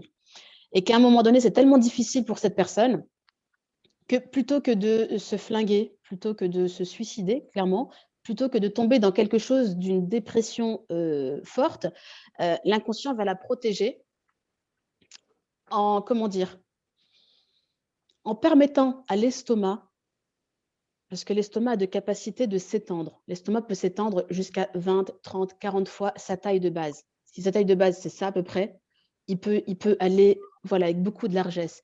Et c'est là où moi je dis, ça c'est mes propos, donc je ne sais même pas si vous trouverez ça dans des livres, que pour moi l'estomac c'est un organe de survie. C'est qui permet à une personne à un moment donné de pouvoir anesthésier par rapport au problème, parce qu'elle n'est pas dans une capacité à encaisser un problème à ce moment-là. Et donc, l'estomac va prendre le relais. Ça va produire effectivement de l'obésité, voire des problèmes de surpoids ou d'obésité quand c'est vraiment... Mais tant que ce n'est pas réglé, tant que ce n'est pas solutionné, l'inconscient, lui, il continue parce que la personne, finalement, c'est quelque chose qu'elle rumine dans sa tête, toujours de manière inconsciente, c'est ruminer, ou même si c'est pas, même si elle ne se rend pas compte qu'inconsciemment, c'est lié à ce problème-là, elle va avoir des comportements similaires. Admettons qu'il y avait un événement dans sa vie, elle a développé une émotion très forte. Et cet événement, l'inconscient l'a complètement anesthésié. Donc, il ne l'a pas anesthésié, il l'a amnésié, cette problématique. Sauf qu'elle va développer dans sa vie au quotidien le même comportement. Alors, sans donner d'exemple, parce qu'après, j'ai eu tellement de cas, mais des plus forts, les plus forts dans les cas que j'ai eus, c'était des abus sexuels avec des amnésies. Je ne me souviens pas de mes 0 à 10 ans, j'ai aucun souvenir. Mais je n'ai pas de goût à la vie. Et mon seul plaisir, c'est de manger. Et quand tu arrives avec cette personne qui te dit, moi, mon seul plaisir, j'ai rien qui me passionne dans la vie, rien du tout. Et tu as beau chercher la nana, tu te dis même, elle doit le faire exprès. Et non, et en fait, quand tu creuses avec elle, ben, il y a tel problème. Et quand tu elle te dit, voilà, il y a eu ça, mais j'ai aucun souvenir d'eux. Et bien là, tu es obligé de travailler sur cette problématique, tu es obligé de creuser sur ça. Il faut y faire face, mais c'est que cette personne aujourd'hui est capable de faire face à ça. Il y a 10 ans, peut-être pas. Et donc, tant qu'elle n'a pas cette capacité à faire face à ce problème, elle est, pour le coup, pour cette personne, il n'y a plus de notion de plaisir dans la vie. Elle ne sait pas pourquoi, mais il n'y a rien qui l'intéresse, il n'y a rien qui l'anime. Donc ça, c'est un des cas où on est vraiment sur du trauma. Mais après, il y a d'autres événements qui peuvent traumatiser quelqu'un et qui ne sont pas du tout en lien avec tout ça. Mais c'est important d'aller au cœur du pourquoi est-ce que j'ai besoin de me remplir ou du pourquoi est-ce que j'ai besoin de grignoter. Et ça, tant qu'on ne va pas au bout, on aura toujours un inconscient qui va s'agiter, qui va s'agiter. Ce que ça va aider de faire, c'est ce que je propose aux femmes, c'est l'EFT. Donc l'EFT, c'est un outil qui permet vraiment de nettoyer ses émotions. Pour celles qui ont, comment dire ça, il faut respecter. Je pars du principe, je respecte tout le monde dans sa démarche de travail. Mais tant que la personne a l'EFT, avec moi, on travaille sur des problématiques, mais je respecte le niveau d'avancement de cette personne. Si elle n'a pas envie d'aller dans ce terrain-là, ça viendra à un moment donné, mais elle a la capacité de le faire elle-même, de se faire de l'EFT. Donc, c'est des points comme ça où on tapote, tout en verbalisant la problématique. Et à un moment donné, déjà, c'est un peu comme si on débroussaillait. Tu sais, c'est comme si un peu on essaye de déménager et d'enlever un peu tout ce qui est, tout ce qu'on n'a plus besoin, jusqu'à ce qu'on a la capacité d'aller enfin dans le cœur du problème. Mais ça peut prendre beaucoup de temps. Et c'est pour ça qu'on ne peut pas... ma conviction à moi, c'est que nos problèmes de poids, c'est pas, on n'est pas physiologiquement conçu pour supporter un corps de 120 kilos. Alors c'est possible, voilà, le corps peut s'étendre, alhamdoulilah, mais on ne peut pas physiologiquement de base. D'ailleurs, plus on prend, plus on a des maladies cardiovasculaires, plus on a des problèmes articulaires, plus, c'est que le corps, même s'il supporte, il est dans quelque chose où il supporte, mais il n'est pas dans un état où il est optimal. Et en fait, c'est juste parce que voilà, l'estomac permet de protéger l'individu le temps qu'elle accepte de voir le problème qu'il y a au fond d'elle-même. Et alhamdoulilah que l'estomac, il est là, hein, de toute façon, et heureusement. Tu t'imagines si ton estomac, il reste toute sa vie comme ça? Ben, je crois que le nombre d'individus sur Terre, il y aurait plus grand monde. Parce qu'à un moment donné, on peut plus il y a des choses que tu ne pourrais pas supporter, que tu n'arrives pas à verbaliser, que tu n'arrives pas à encaisser. Si ton estomac, il reste comme ça, bah, tu me dis comment on gère. En plus, on est musulman, on ne peut pas fumer, on ne peut pas se droguer, on ne peut pas s'alcooliser, On peut pas avoir s'oublier dans les jeux d'addiction, dans tout ce qui est les jeux casino et tout, les addictions sexuelles. À un moment donné, tu vois, je veux dire, les champs des addictions se restreignent au point où bah, il reste plus que l'alimentation. Le sport est une addiction aussi. Le sport est une bonne addiction. Et c'est là où nous, dans notre culture de maghrébin, ça a été notre handicap. Et c'est pour ça que je me suis beaucoup intéressée dans la culture de maghrébine, parce que ça n'a pas été dans la culture des Maghrébins, c'est pas quelque chose qui est. On nous a pas. Après, j'en veux pas à nos mamans parce qu'elles-mêmes ne l'avaient pas dans leur culture, l'activité physique. Tu comprends? Donc, nous, quand on avait des problèmes, jeunes filles ou adolescentes, et on est tous des êtres d'émotion, ben, il n'y avait pas l'activité sportive pour aller se défouler. On était à la maison avec la maman. Et puis, les activités des Maghrébines, c'était les après-midi entre copines, les repas, les invitations, les réceptions, les bons plats.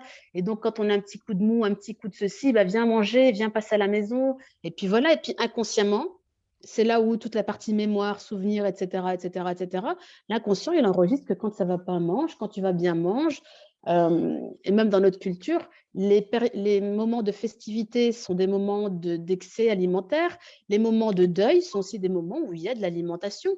Alors, même si dans les périodes de deuil, c'est plus les voisins qui vont gérer, mais il faut de la nourriture chez nous. Et donc, c'est là où l'inconscient, il comprend que la nourriture, il y a rien à côté où tu peux décompresser, si ce n'est la nourriture. Ben, on se met à manger. Et après, quand on devient adulte et qu'on s'aperçoit qu'on peut faire du sport et qu'effectivement le sport, ça pourrait être, mais c'est difficile parce que soit on a beaucoup d'excès ou d'obésité et puis on traîne du coup on traîne notre passé, mais on traîne aussi le regard qu'on a de nous-mêmes. Donc ça, c'est un truc qui s'ajoute en plus. Et donc, on va se flageller, se dire qu'on n'est pas capable et ainsi de suite. Et en fait, couche sur couche, couche sur couche, on se dit la meilleure chose à faire, c'est que je veux me sentir bien. Et ça passe pour la personne faut que je perde du poids, alors que non, il faut que justement cherche à te sentir bien. Oui, la perte de poids est un facteur qui va t'aider, mais ce n'est pas la perte de poids qui va régler tes problèmes. Il faut gérer le pourquoi de tes problèmes. Et même par la suite, quand tu auras perdu tes kilos, tu n'es pas à l'abri d'avoir des épreuves, des problèmes, et il faut avoir les outils pour pouvoir donner à chaque être ce qu'il a besoin. Le corps a besoin de mouvement, c'est nécessaire. Un corps sans mouvement, et c'est pas possible, ça n'existe pas. Il a besoin d'alimentation et, comme je disais, de sommeil, d'hydratation. Mais nos émotions, et on est face à la vie et aux épreuves, on doit pouvoir les nettoyer et les gérer, éliminer, nettoyer, parce qu'on encaisse des choses et parce que plutôt que de les manger, eh ben, il vaut mieux utiliser l'outil en adéquation aux émotions. Et donc, il y a plein d'outils pour ça. Hein. De toute façon, ce n'est pas les outils qui manquent. C'est pas Voilà, exactement. Alhamdoulilah. Alhamdoulilah. Merci beaucoup, Aziza. Je te remercie, c'est un plaisir. On a bu tes paroles, on a mangé tes paroles en tout cas. Ah je suis contente, c'est le but. Vraiment, le but, c'est la prise de conscience. C'est de casser les codes et qu'on ne tombe plus dans tout ce qu'on entend. Et voilà. Il est temps, tout ce qui est régime et tout ça, on en a marre. Surtout qu'ils sont très violents dans le marketing, ils ont manière, ils te montrent des images, enfin c'est très violent la manière comment ils utilisent. Après, on vend, hein, le but, c'est de vendre. Les régimes vendent le résultat immédiat. Ouais, Et ça marche. Donc, pour toutes celles qui veulent un régime immédiat, moi, je le dis, hein, quand on m'appelle, si c'est pour un régime immédiat, si c'est pour un résultat immédiat, faites un régime. Allez-y. moi, c'est pareil, c'est-à-dire les personnes qui viennent me voir, je pense qu'elles sont conscientes que c'est pas du jour au lendemain, que oui, tu vas avoir du bien-être, certes, sur le coup, tu fais une séance avec moi, un coaching, c'est génial, mais la vie continue et après, c'est à toi de trouver les Ouais, pieds et il faut un petit peu de démarrage. C'est pour ça qu'il faut un minimum d'engagement, peut-être une tellement. vingtaine de cours pour commencer vraiment à intégrer ça et à devenir autonome. Parce que toutes les deux, on souhaite que vous soyez autonome, que vous soyez dépendante Ah ouais. de personne. Ah Vous ouais, êtes des je femmes suis contente, ouais. responsables Quand et c'est comme ça, ouais. voilà, des femmes responsables et libres. Vous piochez là, à droite à gauche, des personnes qui vous inspirent et après, c'est à vous de. Vous n'allez pas payer toute votre vie un coach. Alors les filles, est-ce que vous avez des questions, des retours, des remarques? Vraiment, bienvenue. Il nous reste encore 20 minutes jusqu'à 21h45. Alors j'attends, dites-moi vos questions.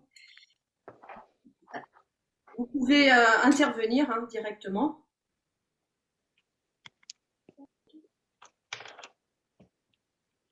Salam alaikum. Alaikum. C'est Waiba. Hop, j'ai un petit souci avec ma caméra, il faut que je la branche. Je sais pas si on m'entend. Oui. Oui. Ben, en fait, ce que tu dis, ça fait écho en moi. Parce que du coup, presque toute ma vie, j'ai essayé de faire des régimes. Ça a fonctionné. Alors, attends, je vais essayer de... Ça a fonctionné pas. C'est-à-dire que je perds... Enfin, comme tu disais, c'est sur quelque chose d'immédiat. Donc, j'avais un résultat, mais ça s'aggravait très vite derrière, en fait. C'est que je reprenais toujours et chaque année, je reprenais de plus en plus. Et, et, et étrangement, et je le dis comme ça parce que je pense que je l'ai vécu comme ça, étrangement, le jour où j'ai perdu du poids, et ben, je m'en étais même pas rendu compte, mais parce que du coup, j'avais travaillé sur autre chose que sur mon poids et que les choses s'étaient équilibrées. Et, et en fait, après, j'ai essayé de multiplier les, le travail en fait en parallèle. Donc, j'ai fait de l'hypnothérapie pour essayer d'équilibrer aussi ma recherche de plaisir et trouver du plaisir dans autre chose que de la nourriture. J'ai fait de l'acupuncture, je fais du sport. Je fais du sport pas beaucoup. Enfin, j'en fais plusieurs fois par semaine, mais je m'écoute, c'est-à-dire que si j'ai pas envie d'en faire, j'en fais pas. Et je culpabilise pas. Si j'ai envie d'en faire, j'en fais. Et, et en fait, ça s'est vraiment régulé très naturellement au point où je ne m'étais même pas rendu compte que j'avais perdu du poids. Et en un an, j'avais perdu 13 kilos. Et, non, j'avais perdu 15 kilos en un an. Et depuis, en fait, je ne me pèse pas. Ouais. Déjà, je n'ai pas de balance. Pas du tout. Et je suis vraiment plus sur comment je me sens quand je bouge, ma respiration. J'essaye de réguler mes émotions tout le temps. Après, là, au niveau alimentation, ce que j'ai fait, c'est que j'ai essayé différentes choses. Et à chaque fois, bon, bah, il faut se réinventer quand on change de travail, par exemple, et qu'on passe d'un endroit où il y avait une cuisine ou à un endroit où il n'y a pas de cuisine. Ben, c'est compliqué. Là, en ce moment, en fait, j'achète des plats qui sont cuisinés. C'est une petite entreprise familiale qui fait des plats, qui cuisine sur, tu sais, ce qui est circuit court. Donc, légumes de saison, qui cuisine en petite quantité. C'est pas du tout industriel. C'est un cuisinier qui fait ça. Tu commandes tes petits plats, il y a des portions et je retrouve énormément de plaisir parce que c'est hyper bon. Il y a du goût. C'est pas salé parce que j'ai horreur de ça. Enfin, voilà, j'essaie comme ça de multiplier les choses. Et c'est vrai que ça m'aide à réguler mon poids Qu'est-ce qui t'a sans me déclenché, poser de questions. qu'est-ce qui a déclenché chez toi cette transformation? Il y a eu un événement qui a déclenché ça? Ben, en fait, je me suis dit, en fait, j'ai toujours aimé le sport et je me rendais compte que j'en souffrais. C'est-à-dire que quand je faisais du sport, j'arrivais pas à avoir du plaisir euh, parce que du coup, dans l'effort, j'étais épuisée, j'avais des douleurs. Et à un moment donné, je me suis dit, bon, ben, faut que j'essaye de voir, faut que j'extériorise ma colère, parce que je sentais que j'étais très en colère, souvent, mais de quelque chose parfois qui ne m'appartenait pas. Alors, Donc, si je peux juste intervenir là-dedans, c'est parce que tu faisais du sport parce que tu étais en colère. Tu ne faisais pas du sport pour te faire plaisir, mais du coup, comme c'était pour éliminer une colère, tu y allais à fond. Tu sais, comme en mode aussi. oui, en mode fighting. Voilà, voilà, ton sport était à la hauteur de ta colère. Donc, Mm. c'est comme si tu la retournais contre toi, la colère. Parce que du coup, tu te faisais beaucoup de mal. Et c'est pour ça où quand tout va bien, tu te dis, bah, à quoi bon aller? Non, je n'ai pas besoin d'y aller. Mais quand tu y vas, c'est parce que tu as besoin de te bagarrer, comme tu dis, hein, tu as besoin de te Mm. fighter. Et moi, dans ce que j'ai noté et qui pourrait peut-être t'aider, c'est prends du sport pour te faire plaisir. Fais une Mmh. activité physique que toi, tu as envie de faire. Même si c'est du sport, même si c'est de la boxe. Moi, j'ai rien contre la boxe, ça ne me Ah oui, dérange pas. c'est ce que Tu je le fais. voilà. Mais par contre, fais-le pour mets-y une intention autre que pour évacuer de la colère. Et par Mmh. rapport à ta colère, comprendre pourquoi il y a de la colère et utiliser un outil de nettoyage émotionnel. Parce que Mmh. ce que tu as fait est bien, c'est-à-dire que c'est de l'hypnothérapie, de l'acupuncture, etc. Mais c'est des choses ponctuelles. Tes émotions, elles ne peuvent pas attendre un rendez-vous.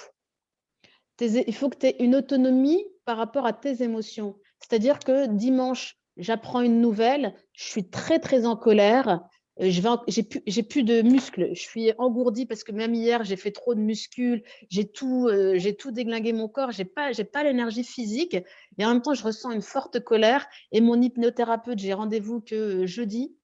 Ben, en attendant, on fait quoi? Mmh. On attend passivement que le corps se reconsolide un petit peu, que l'inflammation diminue, que les muscles ils se resserrent un peu pour aller tout rejeter. Alors qu'il suffit de pouvoir gérer ta partie émotionnelle avec ce que tu as besoin en termes d'outils émotionnels et pour lequel tu es à l'aise. Tu parles de respiration, donc maximise sur les Mmh. respirations, mais verbalise. Mmh.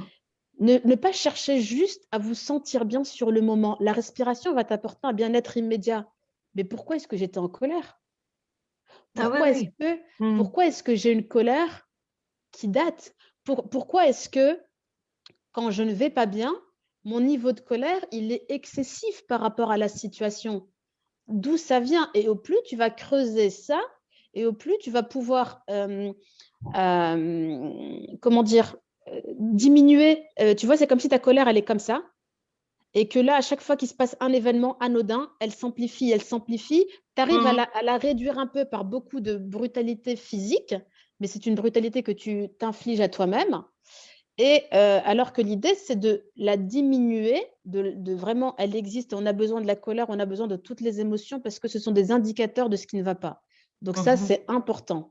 Mais le fait de pouvoir utiliser de pouvoir te nettoyer émotionnellement et de manière autonome, tu vas pouvoir canaliser cette émotion, lui donner sa juste place, juste sa place, ni plus ni moins. Et Mmh. là, tu vas pouvoir utiliser le sport là aussi, à sa juste proportion et avec le plaisir, parce que sinon, pour Oui. l'inconscient, c'est une catastrophe. Il se dit: «Attends, le corps, il tiendra plus. Elle me fait ça encore 2 ans, elle finit arthrosée, il y a plus rien qui va y aller». Mmh. Donc Mmh. l'équilibre, là, vraiment, si je devais te donner un conseil, c'est cette notion d'équilibre, de comprendre pourquoi il y a ce genre de colère et après moi, ça m'ennuie pas, hein, les trucs, alimentation comme ça, j'ai pas de problème dès lors que tu ne grignotes pas et que, tu arrives à Ah non, manger pas de du tout. manière, Parce qu'en voilà. fait, du coup, j'ai vraiment du plaisir dans ce que je mange. Donc ça, c'est Et bien. il y a du fromage, il y a tout ça en fait. C'est pas Ça, du c'est tout l'idée, c'est pas, un truc, où on a essayé de retirer, le maximum de choses.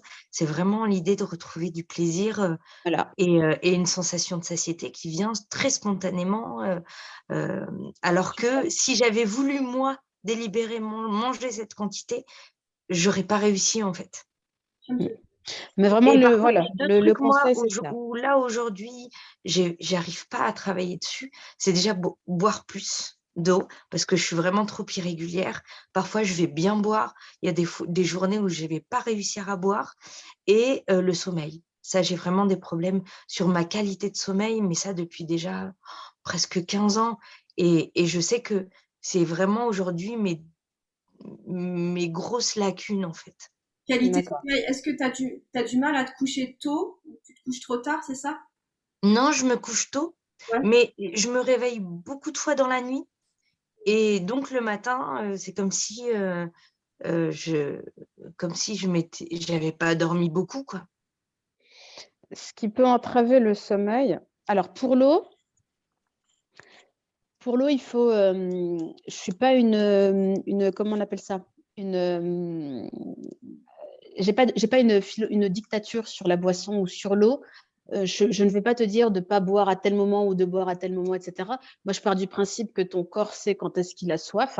C'est vrai que certaines personnes ont vraiment une perte de sensation de soif, mais déjà de base, et ça je m'adresse à tout le monde, on boit régulièrement sans se poser des questions. J'ai soif, je bois de l'eau naturellement. Déjà ça c'est un très bon indicateur. Ne pas attendre d'avoir une soif, plus, mais voilà, j'ai envie de boire, je bois, tout simplement. Des fois, ça peut être tout au cours de la journée, des fois, ça peut être, on peut ressentir des fois une soif au moment du repas. Pourquoi pas? Tout ça, c'est pas trop important. Le plus important, c'est de se reconnecter à sa soif. Déjà, se dire, tiens, effectivement. Après, il y a des personnes qui ne boivent pas beaucoup d'eau, mais qui, dans la journée, boivent quand même. Donc, elles ont du thé, de la tisane, etc., etc. Maintenant, pour les personnes qui ont vraiment du mal à boire, c'est-à-dire vraiment à boire, alors le premier conseil, ce serait de mettre de l'eau visible un peu partout dans la maison. Donc, une bouteille sur la table du salon, 2 dans la cuisine, une dans la chambre, une dans la salle de bain, une dans la voiture, une au travail. Avoir de l'eau un peu partout. Je vois la bouteille, ça c'est vraiment pour les personnes qui savent vraiment qu'elles ne boivent pas. Et pour ajouter, on peut mettre aussi un peu de chlorophylle. Ça apporte de la couleur, donc ça donne un peu la sensation que c'est pas trop de l'eau. Et puis ça a un goût un peu mentholé. Mais voilà, par contre, pas de sucre, pas de trucs sirop, etc. La chlorophylle, ça a vraiment l'avantage aussi de purifier le corps. Donc, c'est vraiment le petit conseil. Mais sinon, l'eau, voilà, essayez d'avoir un peu partout du visuel de l'eau, tout simplement. Après, par rapport au sommeil, donc il y a la partie émotionnelle à prendre en compte. Il y a la partie émotionnelle à prendre en compte. Pourquoi pas faire un peu de cohérence cardiaque avant. Comprendre aussi, d'ailleurs, peut-être qu'Élodie, elle est plus calée que moi sur le côté médecine chinoise, les heures à laquelle tu te réveilles, parce que selon les heures à laquelle tu as l'habitude de te réveiller en pleine nuit, ça concerne aussi un organe précis et donc une émotion précise. Je sais que les personnes de 1 heure à 3 heures du matin, souvent, c'est le foie et donc la colère. Et là, pourquoi pas une bonne détox. Quand c'est la tristesse, je ne sais plus, je crois que c'est de 3 à 5 heures. Et puis ensuite, il y a 5 à 7 heures du matin. Donc déjà, ça peut être un indicateur. Et puis, il y a de ma casquette de naturopathe, les personnes qui font des insomnies, c'est des personnes qui ont une carence aussi en tout ce qui est mélatonine, sérotonine. Et donc, ça, c'est issu du tryptophane. Et le tryptophane, c'est les acides aminés. Les acides aminés, c'est carence protéique. Donc, voir aussi de ce côté-là si tu as une bonne alimentation en protéines et que tu n'aies pas une carence au niveau de l'alimentation pour pouvoir synthétiser le tryptophane qui, lui, va synthétiser sérotonine, mélatonine et donc favoriser le sommeil. Ça, c'est pour avoir vraiment, tu vois, là, tu as toutes les casquettes pour avoir un bon sommeil. L'émotion, l'alimentation et une activité physique qui ne soit pas trop en mode fight. Tu vois, tu laisses le fight pour la journée et puis la nuit, un truc un peu comme pourrait te donner Élodie, vraiment quelque chose de plus en connexion avec le corps, quelque chose de pour te détendre. Waïba, est-ce que tu dors dans le noir complet? Oui. Ok, donc ça c'est. Et d'ailleurs, je dors beaucoup mieux le vendredi après la séance de gym. Ah, ben voilà. Avec Élodie. Je vais faire le complet. C'est vrai, hein, j'ai remarqué que le vendredi, c'est vraiment qu'il y a quelque chose, j'ai un sommeil différent. Merci Waïba pour ton intervention qui a duré. Merci. Linda. Merci beaucoup, Aziza. Linda. De rien, merci à toi. Je te laisse la parole, Linda. Ah, on t'entend pas, Linda. Parce que j'ai oublié d'activer mon micro. Salam alaikum. Merci beaucoup, Aziza, pour tout ce que tu nous as apporté. C'était vraiment très intéressant. Et du coup, moi, j'ai 2 questions. Je voulais savoir, quand tu parlais justement, moi, j'ai beaucoup de personnes autour de moi qui sont en surpoids et qui mangent justement de façon incontrôlable. Quand tu as tout le temps envie de manger et de te remplir comme ça, mais que en fait, j'ai compris qu'il fallait se poser la question de pourquoi. Mais quand tu ne sais pas trouver ce pourquoi-là, en fait, comment ça se passe? Comment tu fais si incapable de savoir pourquoi, en fait? Déjà, le premier pourquoi qu'il faut se poser, c'est quel est le problème? Est-ce que c'est le grignotage qui est problématique ou est-ce que c'est l'excès alimentaire au niveau des repas? Peut-être que c'est les deux. Est-ce qu'on est sur des problématiques, je grignote toute la journée et donc du coup, je ne mange pas beaucoup au moment des repas? Ça, c'est déjà au niveau de l'observation du comportement. Ça, c'est le premier indicateur. Quel est vraiment plutôt de l'excès de ce que j'ai, enfin en tout cas les 2 personnes autour de moi, c'est plutôt de l'excès alimentaire en fait. Donc c'est au moment des repas. Ça veut dire qu'en termes de grignotage, ça va. Non, D'accord, donc là, beaucoup on est moment sur des repas et du grignotage aussi, en fait, les 2. d'accord. Mais surtout manger enfin, ce qui m'impressionne, en tout cas, moi, le plus, c'est vraiment, des repas en quantité. Tu La te dis: question «Waouh», qu'il faudra, aussi poser, c'est qu'est-ce qu'elle recherche? Par exemple, pour l'excès alimentaire, c'est qu'est-ce qu'elle recherche dans le fait de s'alourdir? Qu'est-ce qu'elle recherche? Alors même souvent, si elles vont le c'est dire bon, de manière: «C'est bon», c'est donc il y a une c'est notion trop de plaisir. bon, Bah, voilà. je sais pas m'arrêter, j'ai encore faim, alors que je sais très bien que la personne n'a pas encore faim, c'est impossible. Alors, il y a Mmh, plusieurs choses, je vais t'expliquer, si on va ouais, dans l'ordre. Le «c'est bon», il y a une notion de plaisir. Peut-être qu'il y a pas assez de plaisir dans un autre domaine de sa vie, première des choses. d'accord. Il y a des personnes effectivement qui ne savent pas s'arrêter parce qu'elles n'ont pas du tout la sensation de satiété. Elles l'ont complètement, zappé. C'est pas qu'elles l'ont zappé. Alors ça, c'est encore un point de vue naturopathique que je vais vous expliquer un petit peu. On a ce qu'on appelle les hormones de satiété et les hormones de faim, donc il y a la leptine et la ghréline. Sauf que si on a un système digestif qui est complètement, délabré, la production de ces hormones-là, de ces hormones de leptine et de ghréline, sont, inhibées. On ne ressent plus ni faim ni satiété, on peut manger toute la journée. Donc là, dans l'idée, d'un point de vue naturopathique, il faudrait refaire le système digestif, revoir la porosité intestinale. Il y a aussi quoi à voir? Donc il y a une partie naturo pour retrouver la sensation. Il y a une D'accord. partie émotionnelle pour essayer déjà de se reconnecter à son corps, donc de se reconnecter à des sensations de faim et de satiété. Pour ça aussi, il faudrait ne pas grignoter pour pouvoir ressentir un peu la faim et se dire: «Bah, tiens, Mmh. ouais, là, j'ai faim, là, je sais ce que c'est que la faim». Mmh, Et oui, puis aussi, être suffisamment à l'écoute de soi pour se dire: «Ben, je pourrais continuer, mais je me sens bien». C'est pas: «J'ai plus faim», c'est: «Je peux continuer». Je sais que j'ai de la place pour continuer. Mais là, je me sens juste bien. C'est pas: «J'ai faim» ou «J'ai pas faim». C'est là: «Je me sens bien». J'ai pas besoin d'en rajouter, mais je peux. Donc on d'accord. se rassure, oui, tu es capable d'aller plus loin. Mais le fait de dire: «Non, c'est pas possible et tout», déjà tu vas braquer la personne et elle va se dire: «Attends, elle me connaît pas, c'est mon corps, je sais très bien que moi je Mmh. te dis que, moi je te dis que». Effectivement, ça peut se justifier.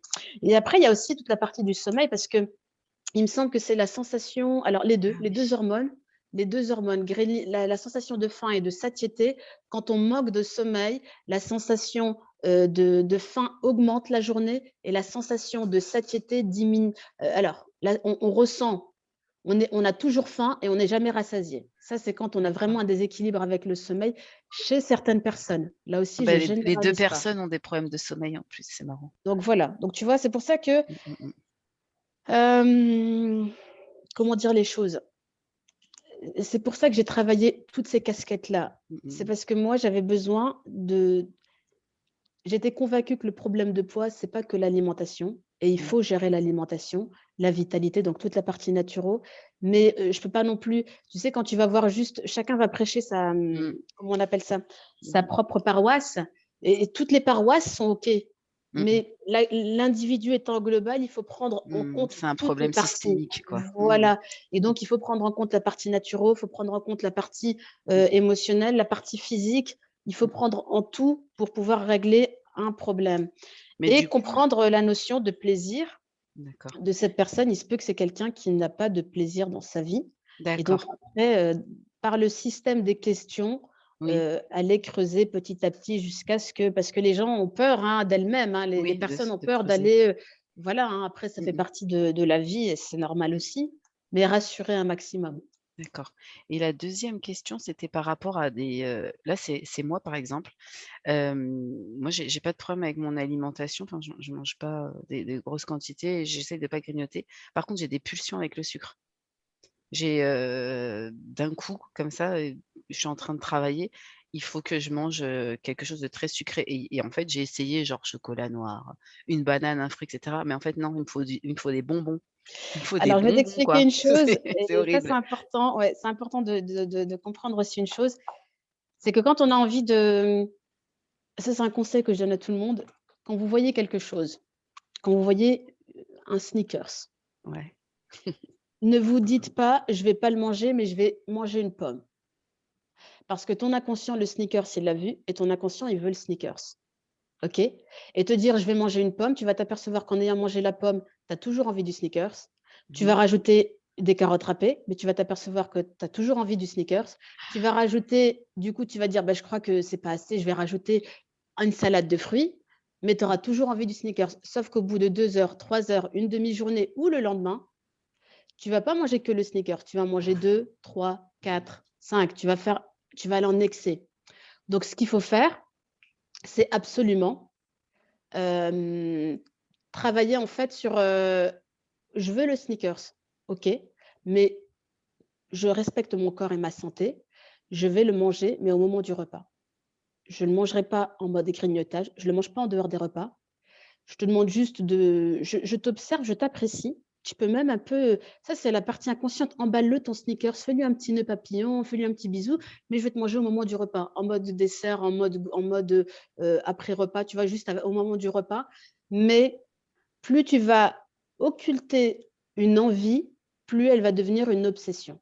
C'est la J'ai résistance qu'on parlait tout à l'heure. Cette Comment? résistance, plus on résiste et plus ça. Mmh. Ça Complètement. s'amplifie, ça Mmh mh. s'amplifie et ça prend une grosse proportion et à la fin, au lieu de te faire un carré parce qu'à la base, tu voulais te faire qu'un carré de chocolat, tu finis par faire la tablette. En Mmh. plus de la banane, de la pomme, des Mmh. carottes, en plus de tout ça et après tu te flagelles. Tu te dis: Mmh. «Punaise», parce que tu avais envie à ce moment-là de ce carré.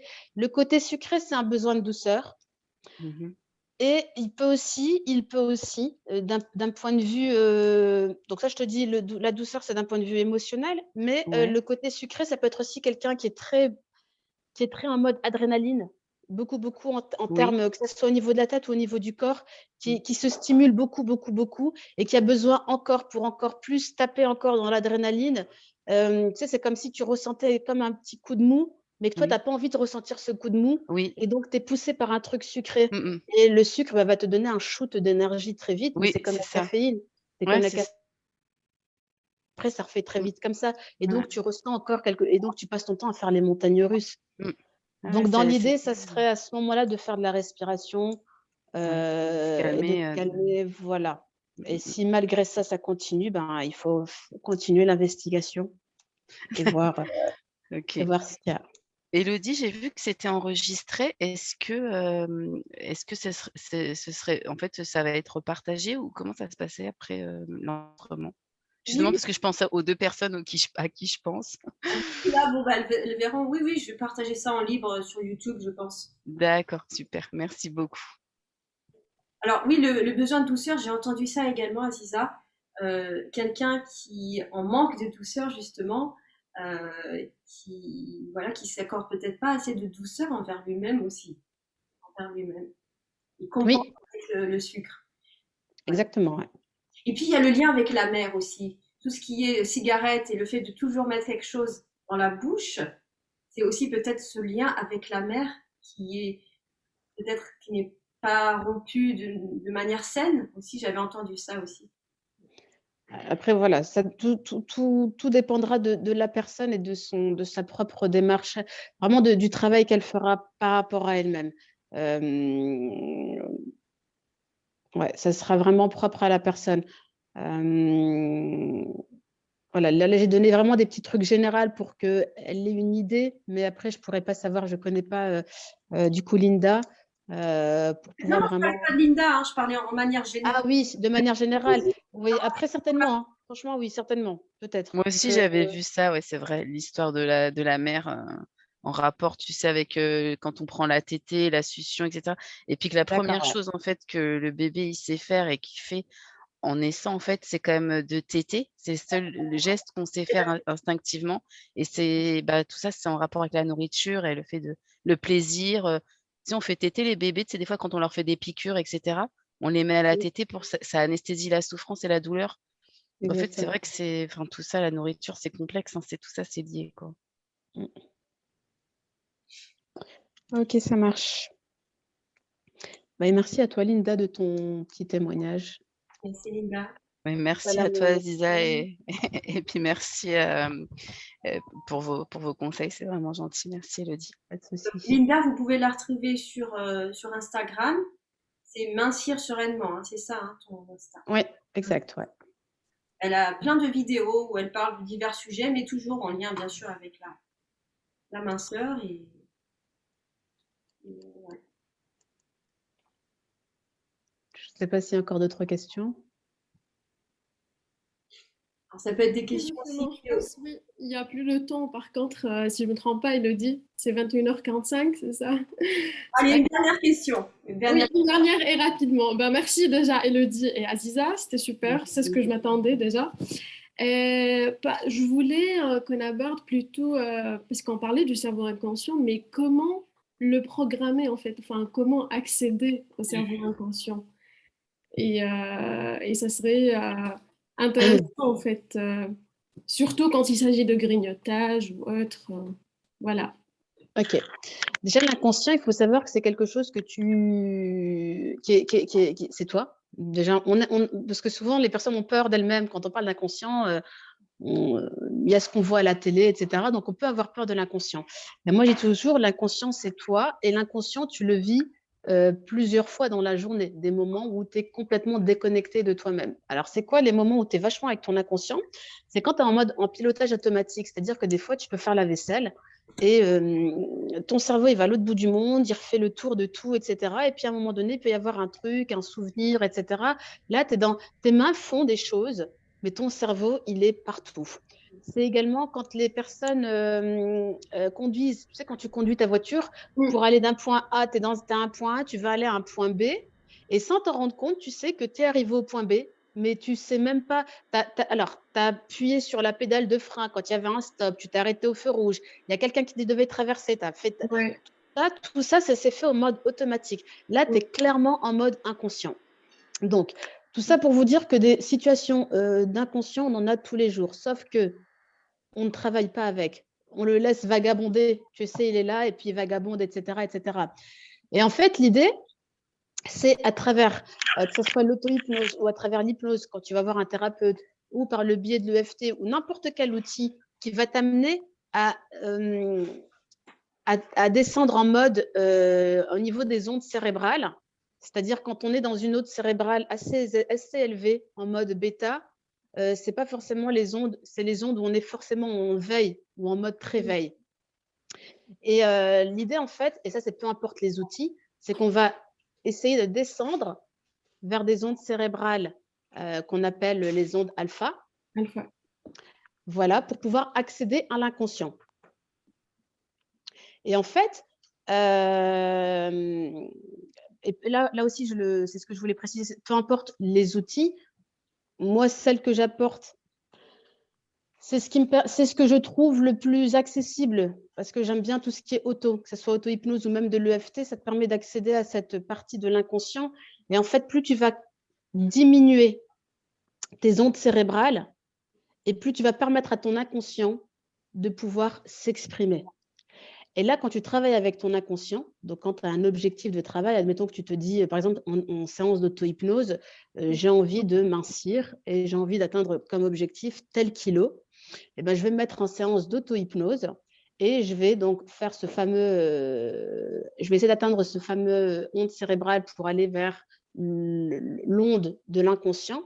Et une fois que j'ai atteint cette onde liée à l'inconscient, eh ben, je vais pouvoir le laisser prendre toute sa pleine expression, sachant que moi, consciente, je suis toujours là. Je ne disparais pas.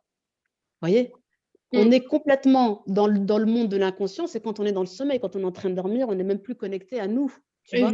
Mais en dehors de ça, on est complètement avec cette part du conscient et cette part d'inconscient. C'est juste que dans mon quotidien, quand je suis beaucoup dans ma réflexion, je suis là avec le conscient et l'inconscient, je ne l'écoute pas du tout. Mais là, ce qu'on va essayer de faire, c'est de lui donner un peu plus de place, que ce soit avec l'auto-hypnose ou l'EFT ou un autre outil, pour pouvoir communiquer et dialoguer.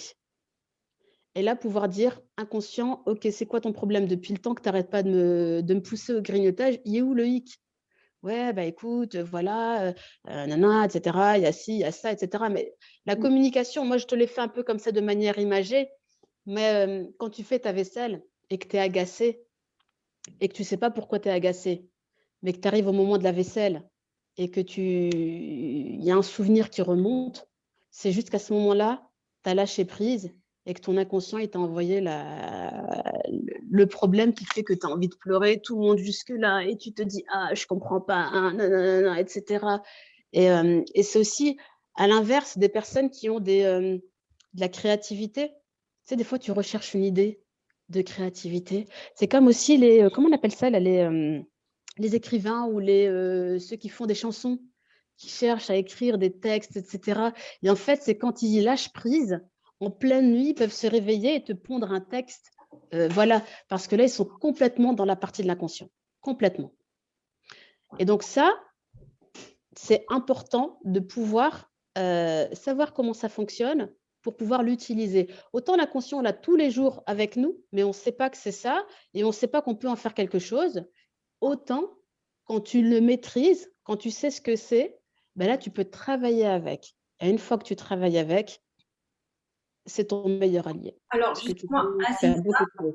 Aziza, moi personnellement, je pense que vous les filles, dites-moi si vous êtes intéressées par, j'aimerais bien que tu nous enseignes sous forme d'atelier, comme tu nous as proposé, comment se mettre en auto-hypnose.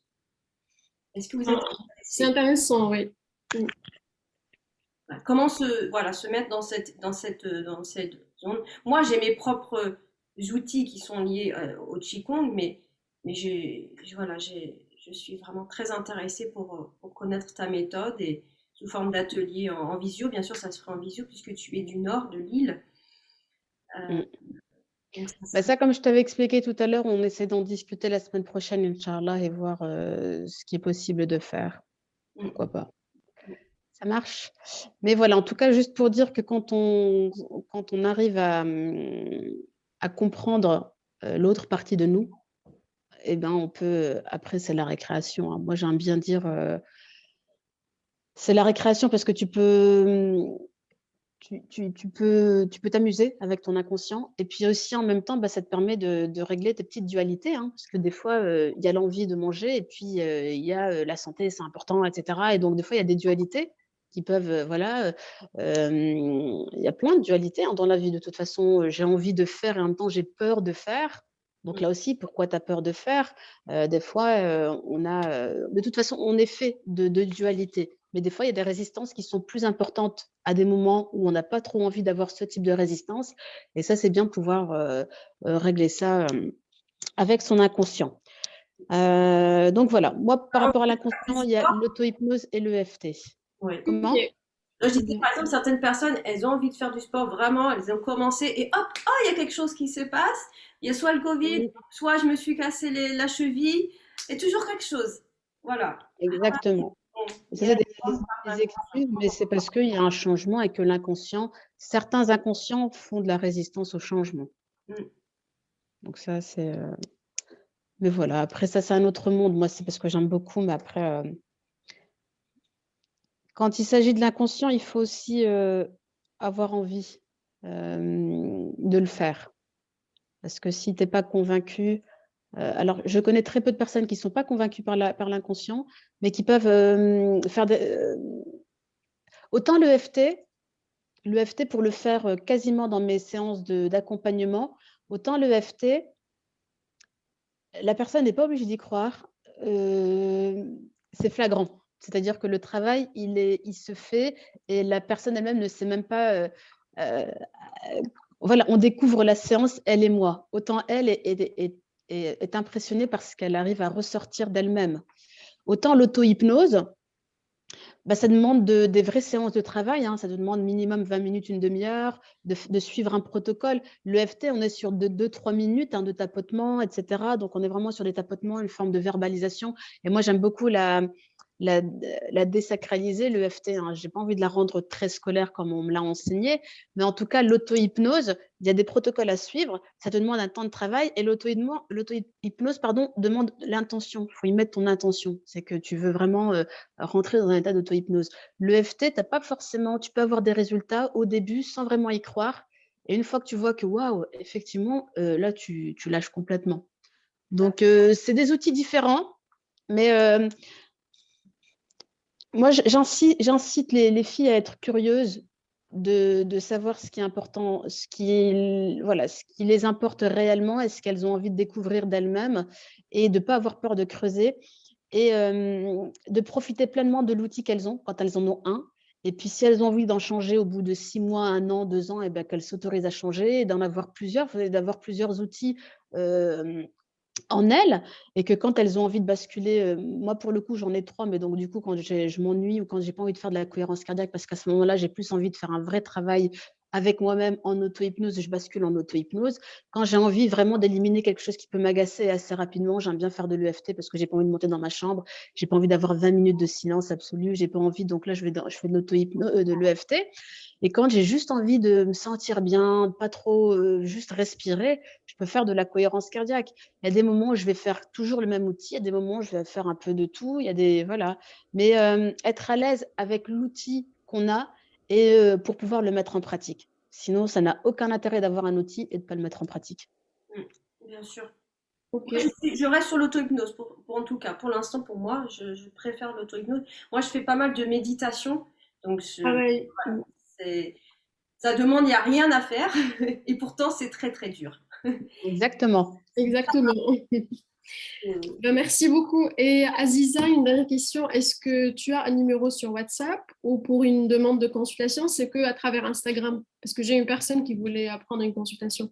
Ouais, j'avais mis mon numéro, je vais le remettre à Elodie dans ces cas-là, comme ça elle pourra te le passer. Sinon, tu pourras passer en MP sur Insta. Et je suis assez réactive de toute façon. Ok, Mais au pire, si tu n'arrives pas à passer par Insta, tu demandes à Elodie et puis je lui remettrai mon numéro sans problème. très bien. Bah, Ok. je te Ça donne marche pour encore toi? du boulot, hein. Aziza, tu vas être occupée pendant encore 6 mois.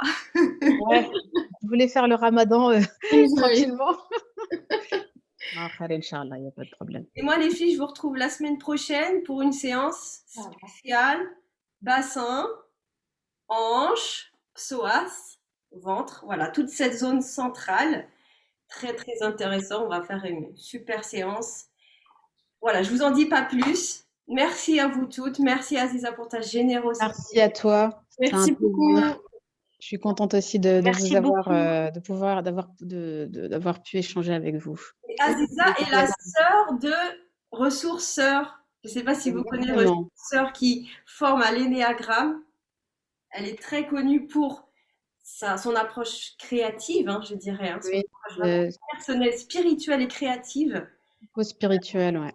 Une femme, voilà, très inspirante et qui, quand on l'écoute, ça fait du bien au cœur. Exactement, ça c'est vrai. Ah, voilà, c'est pas l'ego qu'on nourrit, c'est vraiment, vraiment, vraiment son cœur.